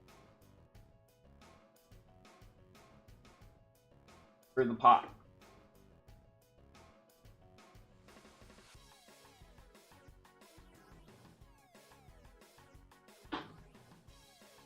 Huh. Hearing bubbles. What if I had an air block? Oh. See what this does. Ooh. Oh yeah. Oh yeah. Now we're mashing out. This is good. This is what we want. Yeah, especially after like having just a partial open. So, granted, doing what I did, I expect there'll be a reasonable amount of floaty bits in here. Which is the reason, that's actually a reason why I use both a beer measuring cup and the pitcher. The pitcher is nice because it holds a lot, and I can just let it hang out there. Whereas with the measuring cup, the clear measuring cup helps me like see all around the wort, so that way I can like be like, okay, where am I at here on this? Well, lets me see more of the wort rather than just a top-down view, which like top-down view, this looks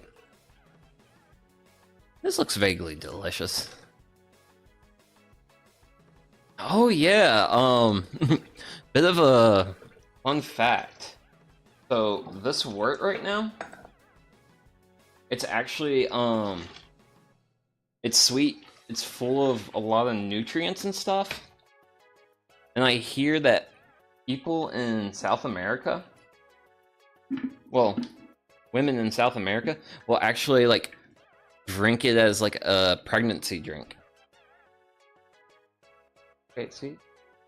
Do that thing where you flow pretty. Slow down.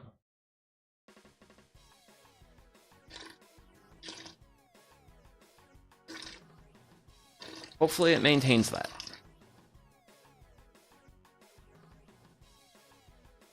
Hopefully it maintains that, because I don't want to think about what I'm going to have to do. Granted, I'm glad that I've got the Irish moss today. Because that way, if there's any, like, woolly bits, the Irish moss is going to help take it out. So.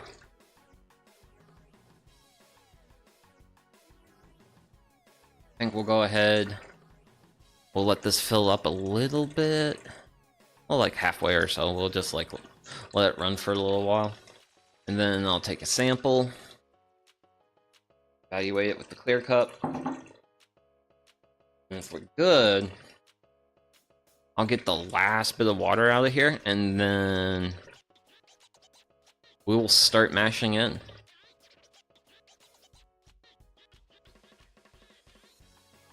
What we got? Other than a flow rate that I'm not happy with.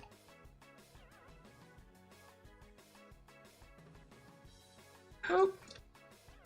Okay. Now, that's the color of a pale ale. And I have a lot of floaty bits. Don't really see much in the way of floaty bits. Well,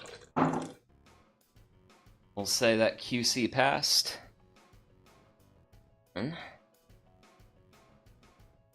Picture will get added back up there. This will go here. Let's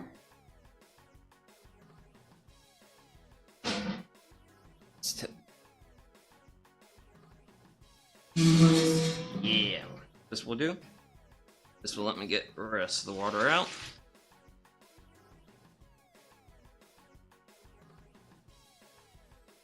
Okay.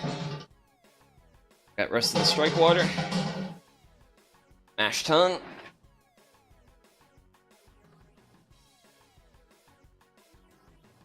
And actually, I want to take a moment and see if I can't bring this over a bit.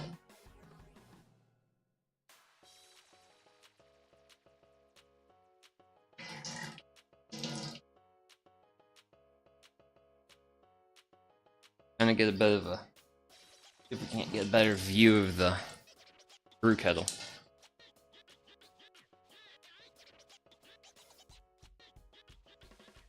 And we'll just open it up. Look. And it looks good. Actually, I'm gonna finish off my tea. I'm actually gonna prepare another cup. You go there.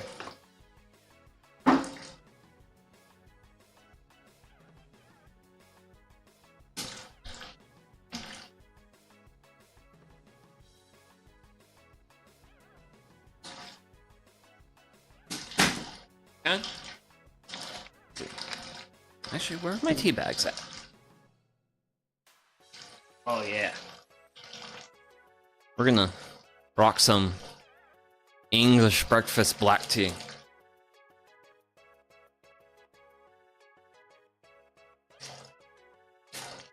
While I wait for all the wort to drizzle out of the mash tun.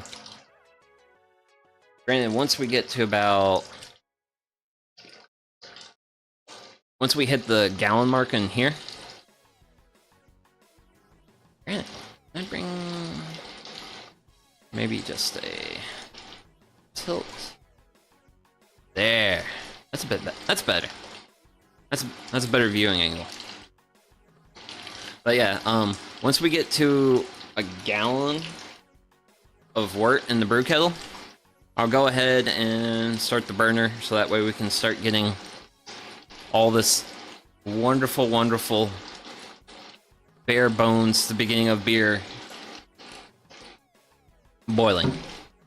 Because the hop boil is going to take an hour, so better to start sooner rather than later.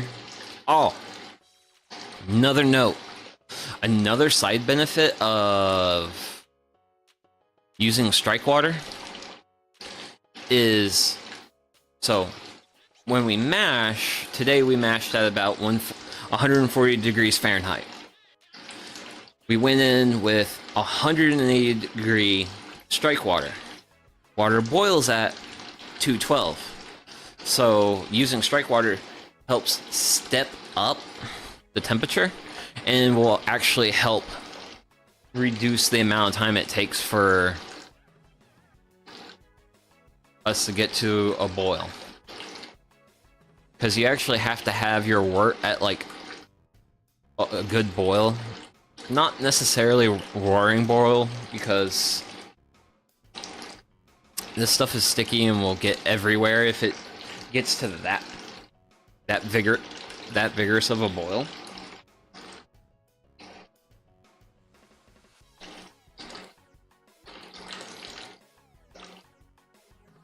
But you do need that like more intense boil in order for all the fun bittering compounds in the hops to stay in your beer. And I actually forget the whole... I used to know how that whole process worked, like chemically, how beer would get bittered, but I don't hit my beer brewing books as much as I did when I first started out, because nowadays it is, I do these things right, I keep my equipment cleaned, well maintained, and I get good beer. Like, that's, I do these things in this order, I get good beer.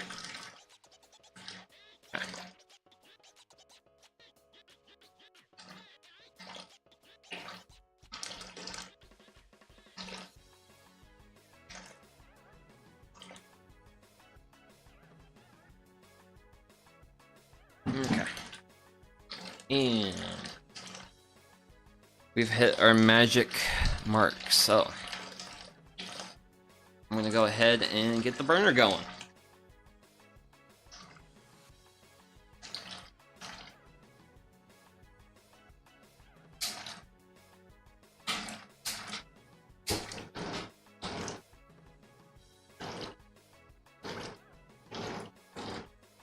And now I get to be insufferably hot for an hour. Let's see, what? It's 76 in the shop right now. And now I get to stand over a boiling vat of liquid for an hour. It's great. It's great.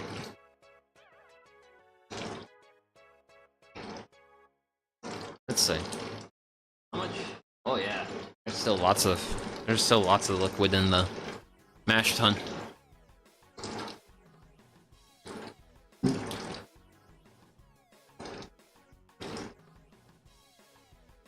But who knows, maybe if we're lucky we'll actually get like a full boil going once we have like 2 or 3 gallons in here. And that's gonna make it a lot easier to manage the hop break, so maybe having a slow mash out today might actually benefit me. I don't know. We'll find out. So, actually, let's see. Who goes in first? Let's cascade.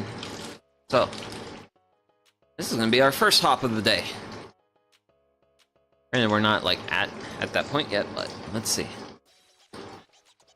So we got aroma, we got floral, lemon, orange, tropical, and woody.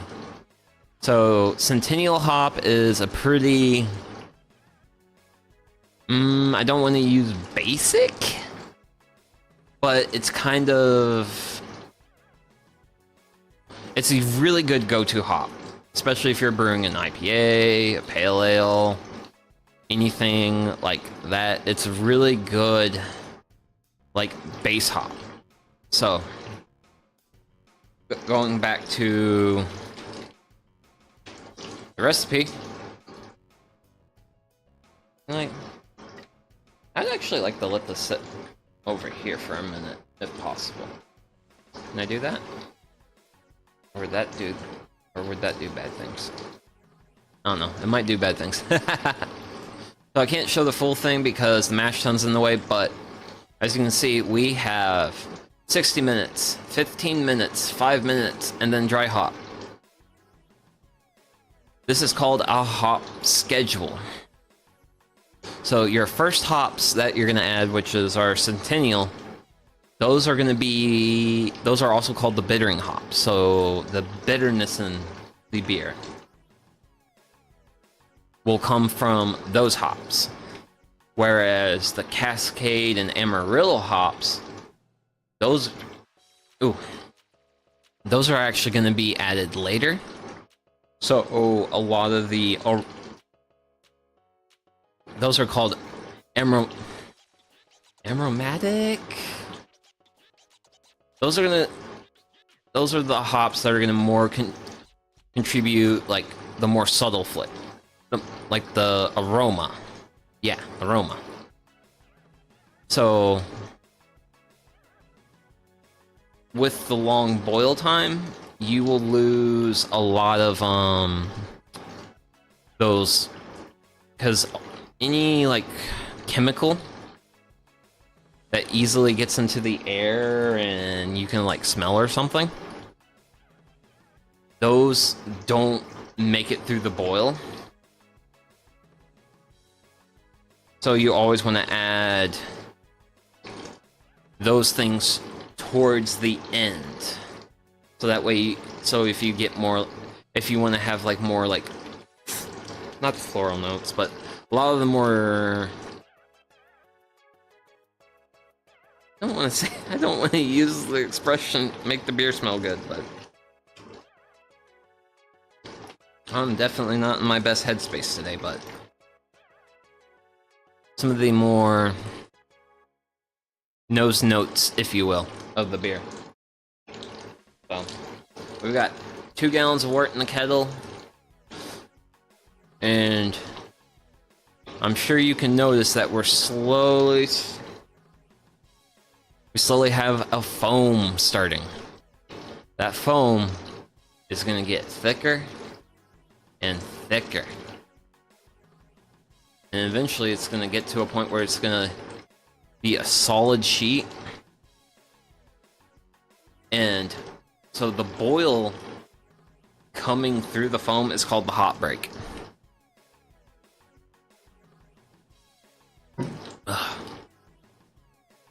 Which is going to be the very fun, exciting part where I just stir this kettle very, very quickly because I don't want to make a big mess. But let's see. We still got plenty of wort in the mash tun, and this is also another waiting game.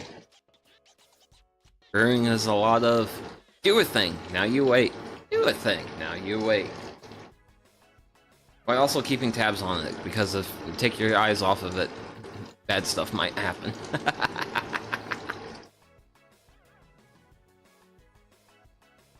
But yeah. Let's see. No, I don't want to do anything like that. I don't know, maybe complain about how hot it is. It's now 77 in the shop. And it's gonna be a real fun, hot day. But yeah, foam continues to, that foam layer on top of the wort continues to thicken. And oh yeah, the big thing with like hot break is like that's the thing that you're waiting for. They'll let you know that you can add hops now. So once we get hot break, we'll be good to add hops to that. Because that's like the actual like start of boil.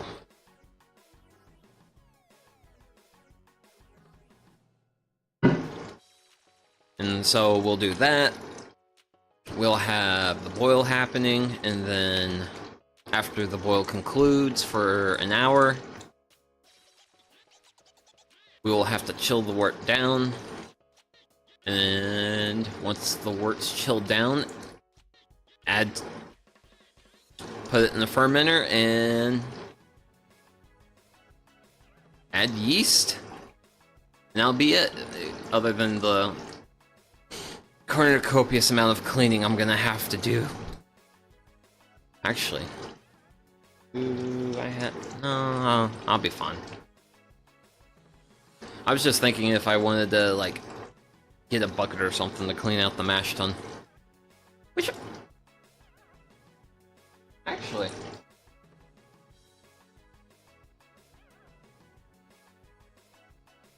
if I do that, I'll be able to like actually like show what the spent malt and stuff looks like.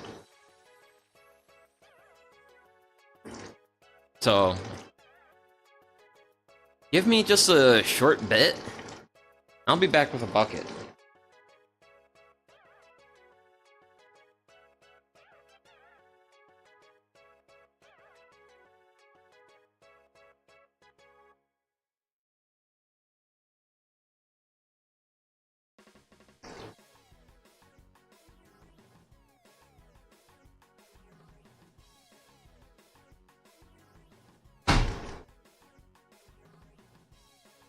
Bucket!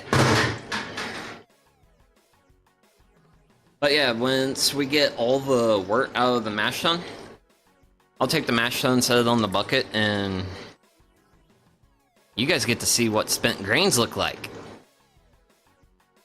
It's nothing terribly exciting, but it also gives me something to like talk about and do while I watch hot water boil for an hour.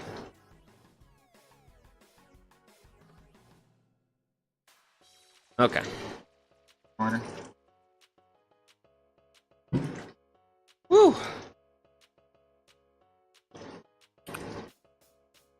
You know what?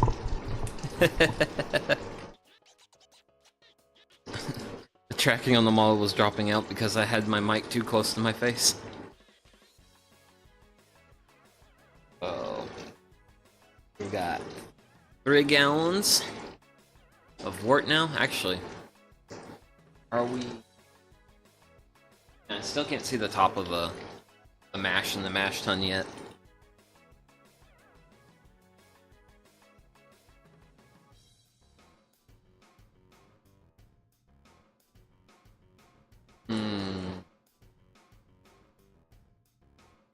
Trying to think what I want to talk about, but after getting through the mash, it's just like, man.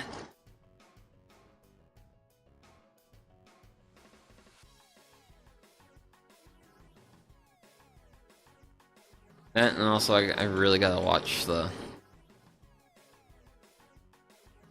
Gotta watch this wort. Actually, we should be up to the thermometer on the brew kettle.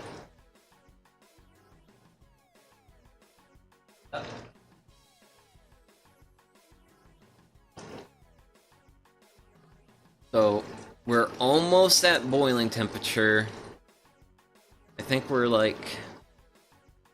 at like 190 something right now.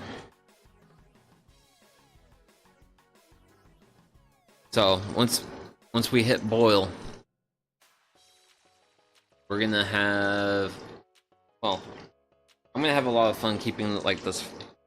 Actually, let me grab my stir stick now, because I'm gonna show... It's a pretty thick foam. If you stir it, it'll dissipate.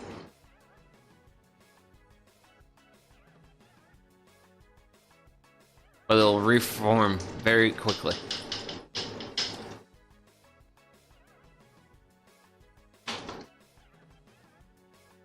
But yeah, hot breaks is basically when the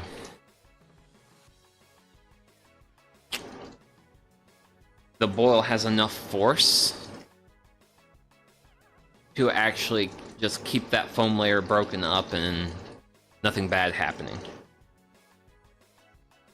Which the bad happening is if the foam layer gets too thick and then has a boil underneath of it, and it just sends hot wort basically all over this area, and it overboils, and it's not a fun mess to clean up. It makes cleaning the brew kettle normal day pretty quick, pretty easy. After a hot break event, well, a boil over event, it's not a fun cleanup. Because especially considering the fact that like we'll be like adding hops and stuff, and like you have like a little bit of hops over everything.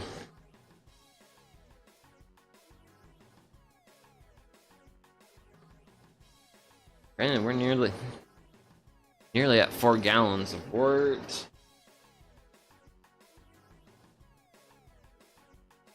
Still got plenty of liquid in the mash tun, so did good on that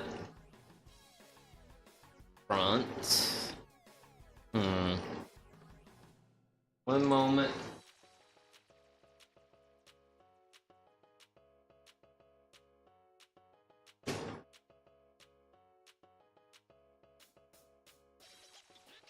Whew. The faucet connection on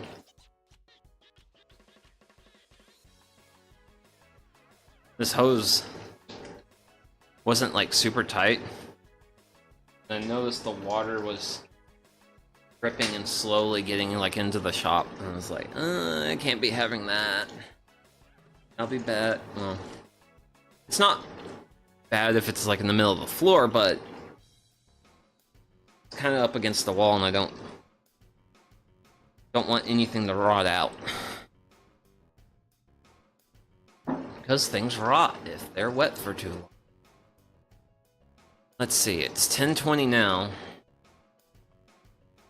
Fingers crossed we have hot break by 10:30, because that will make keeping track of the times really easy for me. And I like it when the keeping track of the times is really easy. I mean, granted, I could always use a timer on like my phone or whatever, but just don't want to go through the effort. That's effort.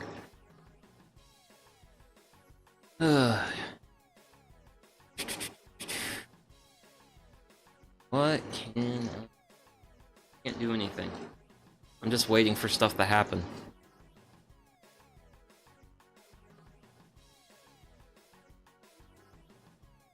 Brewing, it's like cooking, but lots of waiting. How's it going so far? Good. Actually, I probably should do something like this. Or actually, so far so good.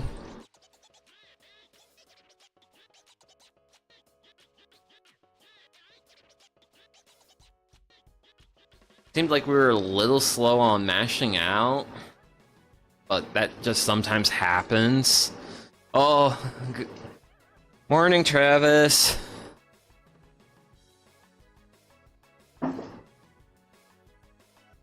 But yeah, we're just gonna be chilling, waiting for 4 gallons of sugary sweet goodness to actually hit boiling and break through this layer of foam. Then we can start adding some hops. Also like to actually wait. You know what? Let's just go ahead and crack open this packet, because we're gonna be using these hops soon anyway. But yeah. So this is hops as you get them in store-bought form. They're called hop pellets. Having fun. Mostly. Just having to talk during waiting game stuff, but actually,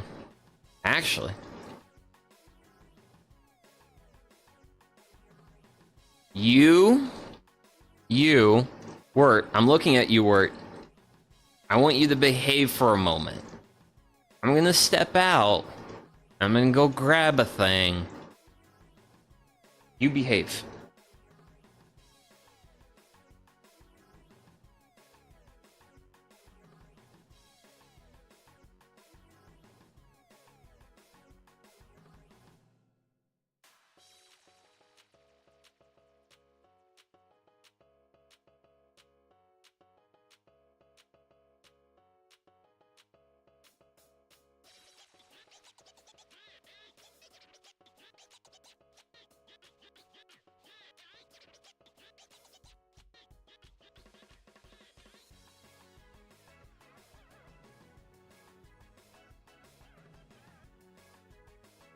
Okay, nothing crazy happening. Granted, it looks like we might actually get a pretty calm hop break, because it's just outside the range of the webcam. Actually, yeah, there it is. Oh, it's trying. Oh no, it's go time. Okay, eyes on the foam. It's almost there. You're almost there.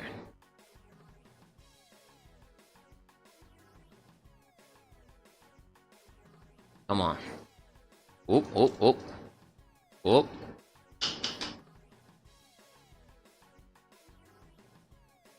If that's sustained, if this boil is sustained, we are good. And oh hell yeah! Actually, I'm gonna burn her down slightly. And this is what hot break looks like. Oh. So, we are now good to add some hops. So this starts our 1 hour of boil time. So I didn't add all the hops in at once, because when you add hops at this point, the hops actually create like little what's called nucleation sites, which is basically areas where water vapor bubbles can form, and sometimes your foam levels will just go through the roof when you do that. And I don't want that to happen. So, but today the hot break's going great. Like, it broke through. It didn't, because sometimes when you first saw it, like thickening and foaming up, and sometimes it'll just like keep foaming and not do what it's doing now. Right now, the boil is going lovely. I am very happy with the boil right now. I'm very happy with this.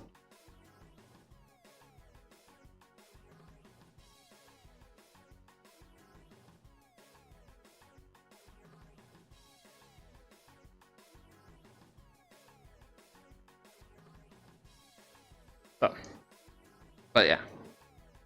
Sorry about that. I actually ran out into the yard too. This is a hop cone. This is what hops look like in non-pelletized form.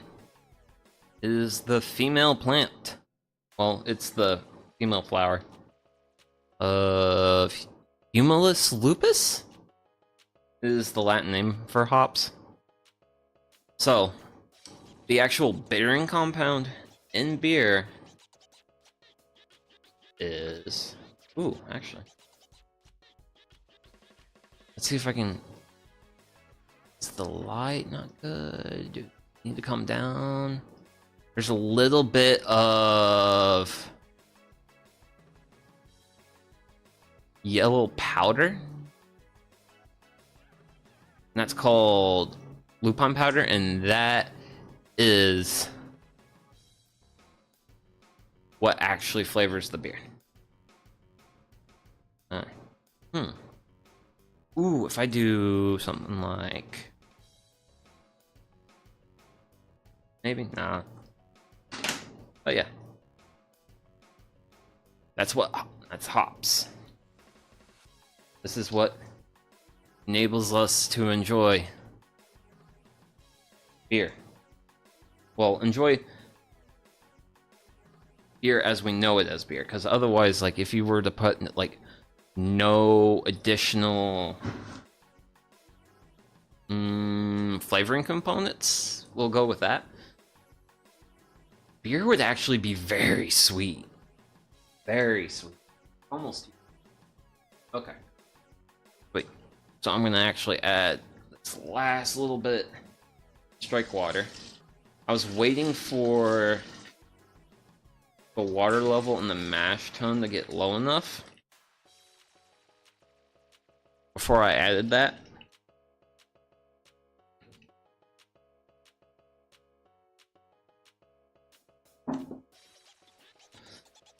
But by letting the mash out and then hitting the top with a little bit, that's just gonna help get every last little bit. The flame die?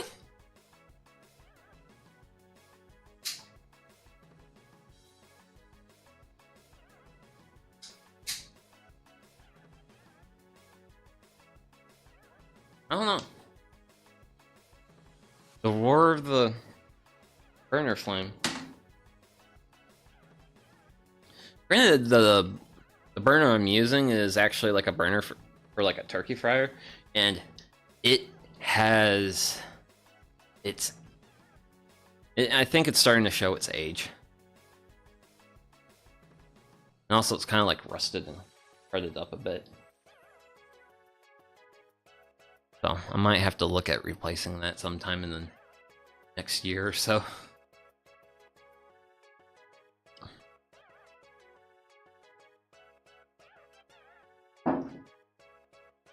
Actually,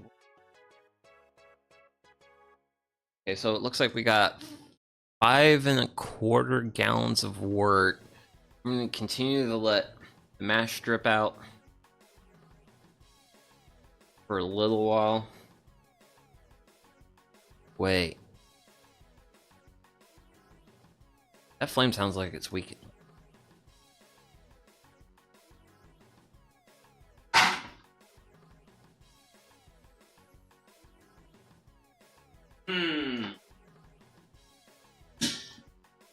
Let's go.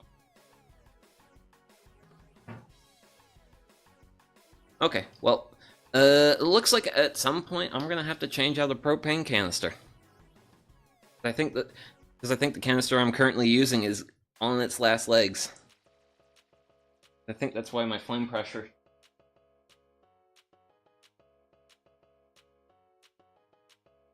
I just don't hear, because I normally like hear the flame. I just opened the regulator. Hear it. The regulators are all the way open, and I can just hear the flame. Oh, y'all are gonna have to give me a moment to change out cans. Because that boil's starting to look kind of weak.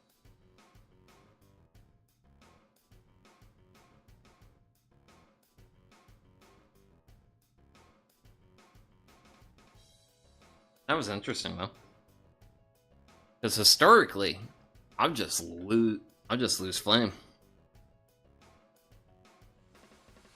and I'd be like, okay, well, time to switch out the propane canister. Once upon a time, there was a period of time. There was one time I was brewing, and my canister ran out, and I didn't have a spare, and I just had. I think it was actually when I was like boiling the wort, like right now, and I actually had to like run down to a gas station and do a quick change out, run back home. Okay. We don't have a vigorous boil. I've got a propane regulator in. Close the valve on. Dang.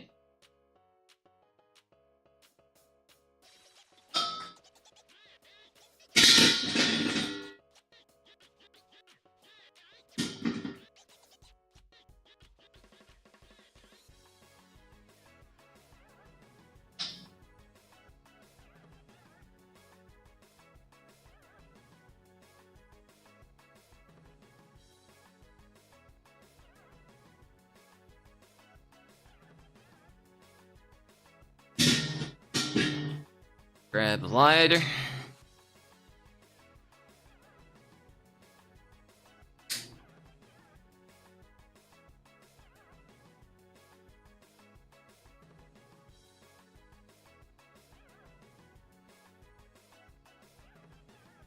And we have ignition. So, we're 5 minutes in. Let's see. We got 5½ gallons of wort. Just continue to let that trickle out of there, because we're gonna lose quite a bit of liquid volume to this boil that should start resuming soon.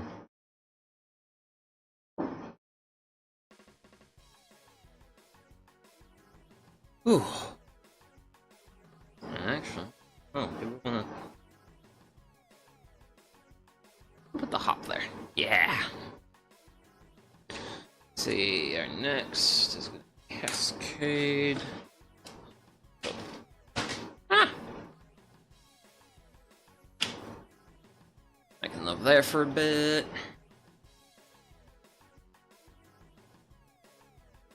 And then, let's see, what are other things I can prep? I can, actually. Let's see, 5 minutes in. Sure.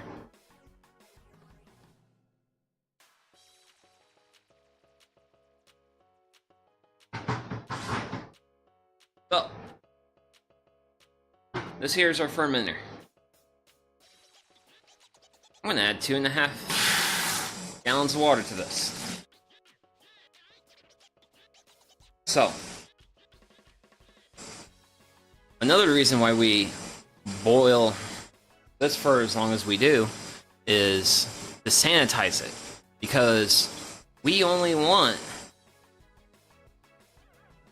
our yeast touching our wort. If we let other microbial critters get in there, it's not going to be a good time.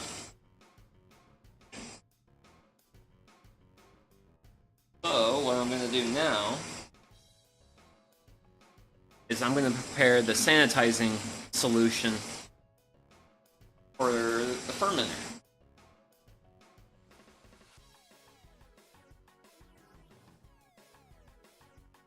I think that's 2.5 gal. Close enough.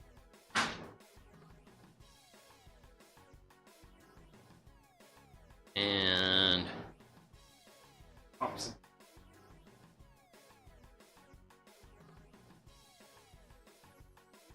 Yeah, the hops are coming along good, but also like it's weird because I am having difficulty, but with like all the hop binds I got, getting them to all flower at the same time is very frustrating, because I tried doing some things this year to get them to the point where I think they could do what they needed to do, and yeah, that right there is a perfectly ready to go into a beer hop. It's just like, man, can I get a little bit more consistency out of you hops, okay? At least from the perspective of like you all doing your thing all at the same time, because it makes it easier for me to prepare the brew that I'm gonna make with all of you. Oh god. Just glanced at the thermostat and it's like 80 degrees in here. It's getting toasty. Okay. So, this product, Star Sand. This is what's called a contact sterilizing agent. So, basically, and you can see it comes in this fun little bottle. Has a little like mixer thing. That's what this little compartment's for. So you use 1 ounce for 5 gallons of water. I just use ½ ounce for 2.5 gallons. It just works for the needs I'm gonna do. But yeah, contact sterilizer. This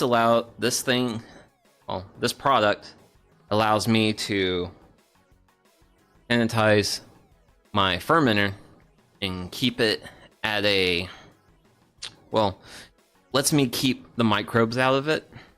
And it also is going to be, and also some of the sanitizers are going to be used to clean some of my equipment.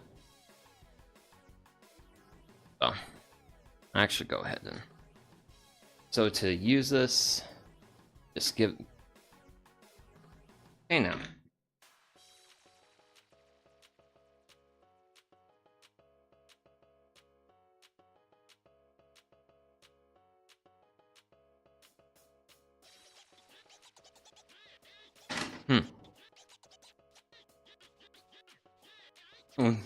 he's using big words now. And don't worry about the big words. Big words can't hurt you. So you'll squeeze it and it'll put just like a little bit of it in there. And then you remove the child safety lock. And then you dip it in here.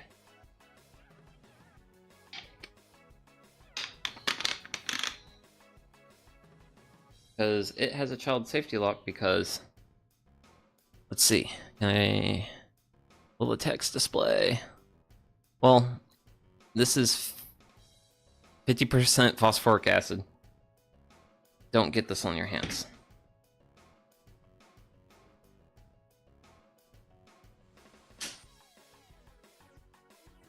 Oh.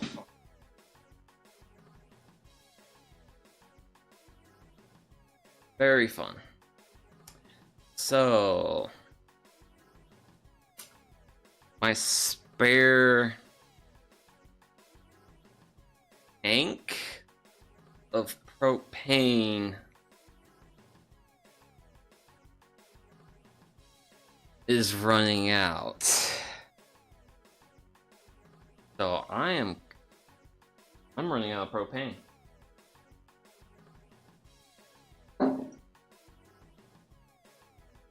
Yep, that's what's happening.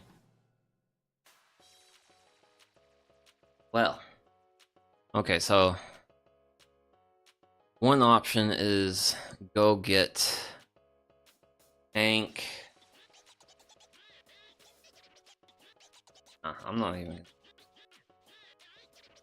terrible option.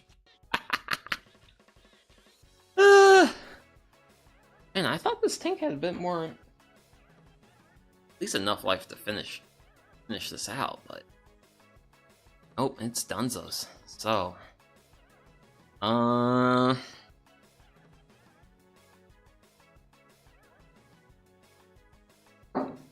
honestly, I'm not sure what I'm gonna do. I might have to go ahead and, on one hand, I might have to end stream to run and grab a propane tank and then finish out the brew. Or there is that.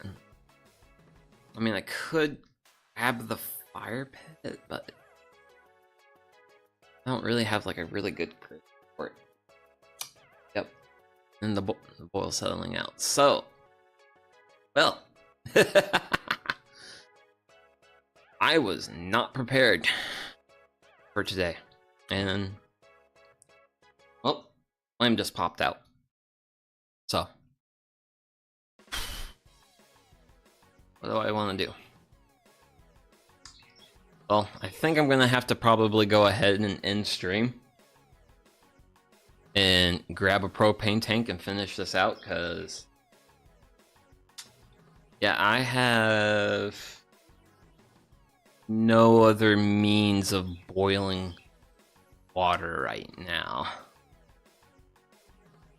And I mean, and also, like, this isn't gonna like hurt the beer at all, because it's nearly 6 gallons of boiling water. It's gonna be fine, but damn. I feel real bad because I actually just wanted to like do this and like go through the whole process with you all, but yeah, I have to. Of course, when I tell people about the story about that one time I ran out of propane, I'm gonna run out of propane. So yeah, yeah. So sorry to end on kind of a bitter note, not looking at the hops, but yeah, I gotta go hop in the car and make a trip somewhere and get some propane to finish this out. Yeah, I'm real sorry about this, and I kind of was hoping we'll have a better time of it, but crap happens. So once again, my deepest apologies. As for like what's coming in the future, I think next week I'll go ahead and start working on I've got another kind of big build coming up, and it's going to be like a CRT stand being made with like scrap wood. So I'll post about that on Twitter, but unfortunately for now, I have to end stream here and make a trip. So thanks for everyone who tuned in. I am deeply sorry about everything, but unfortunately life happens to us all. So take care, have a good, wonderful rest of your day, and see you in the next one. Bye!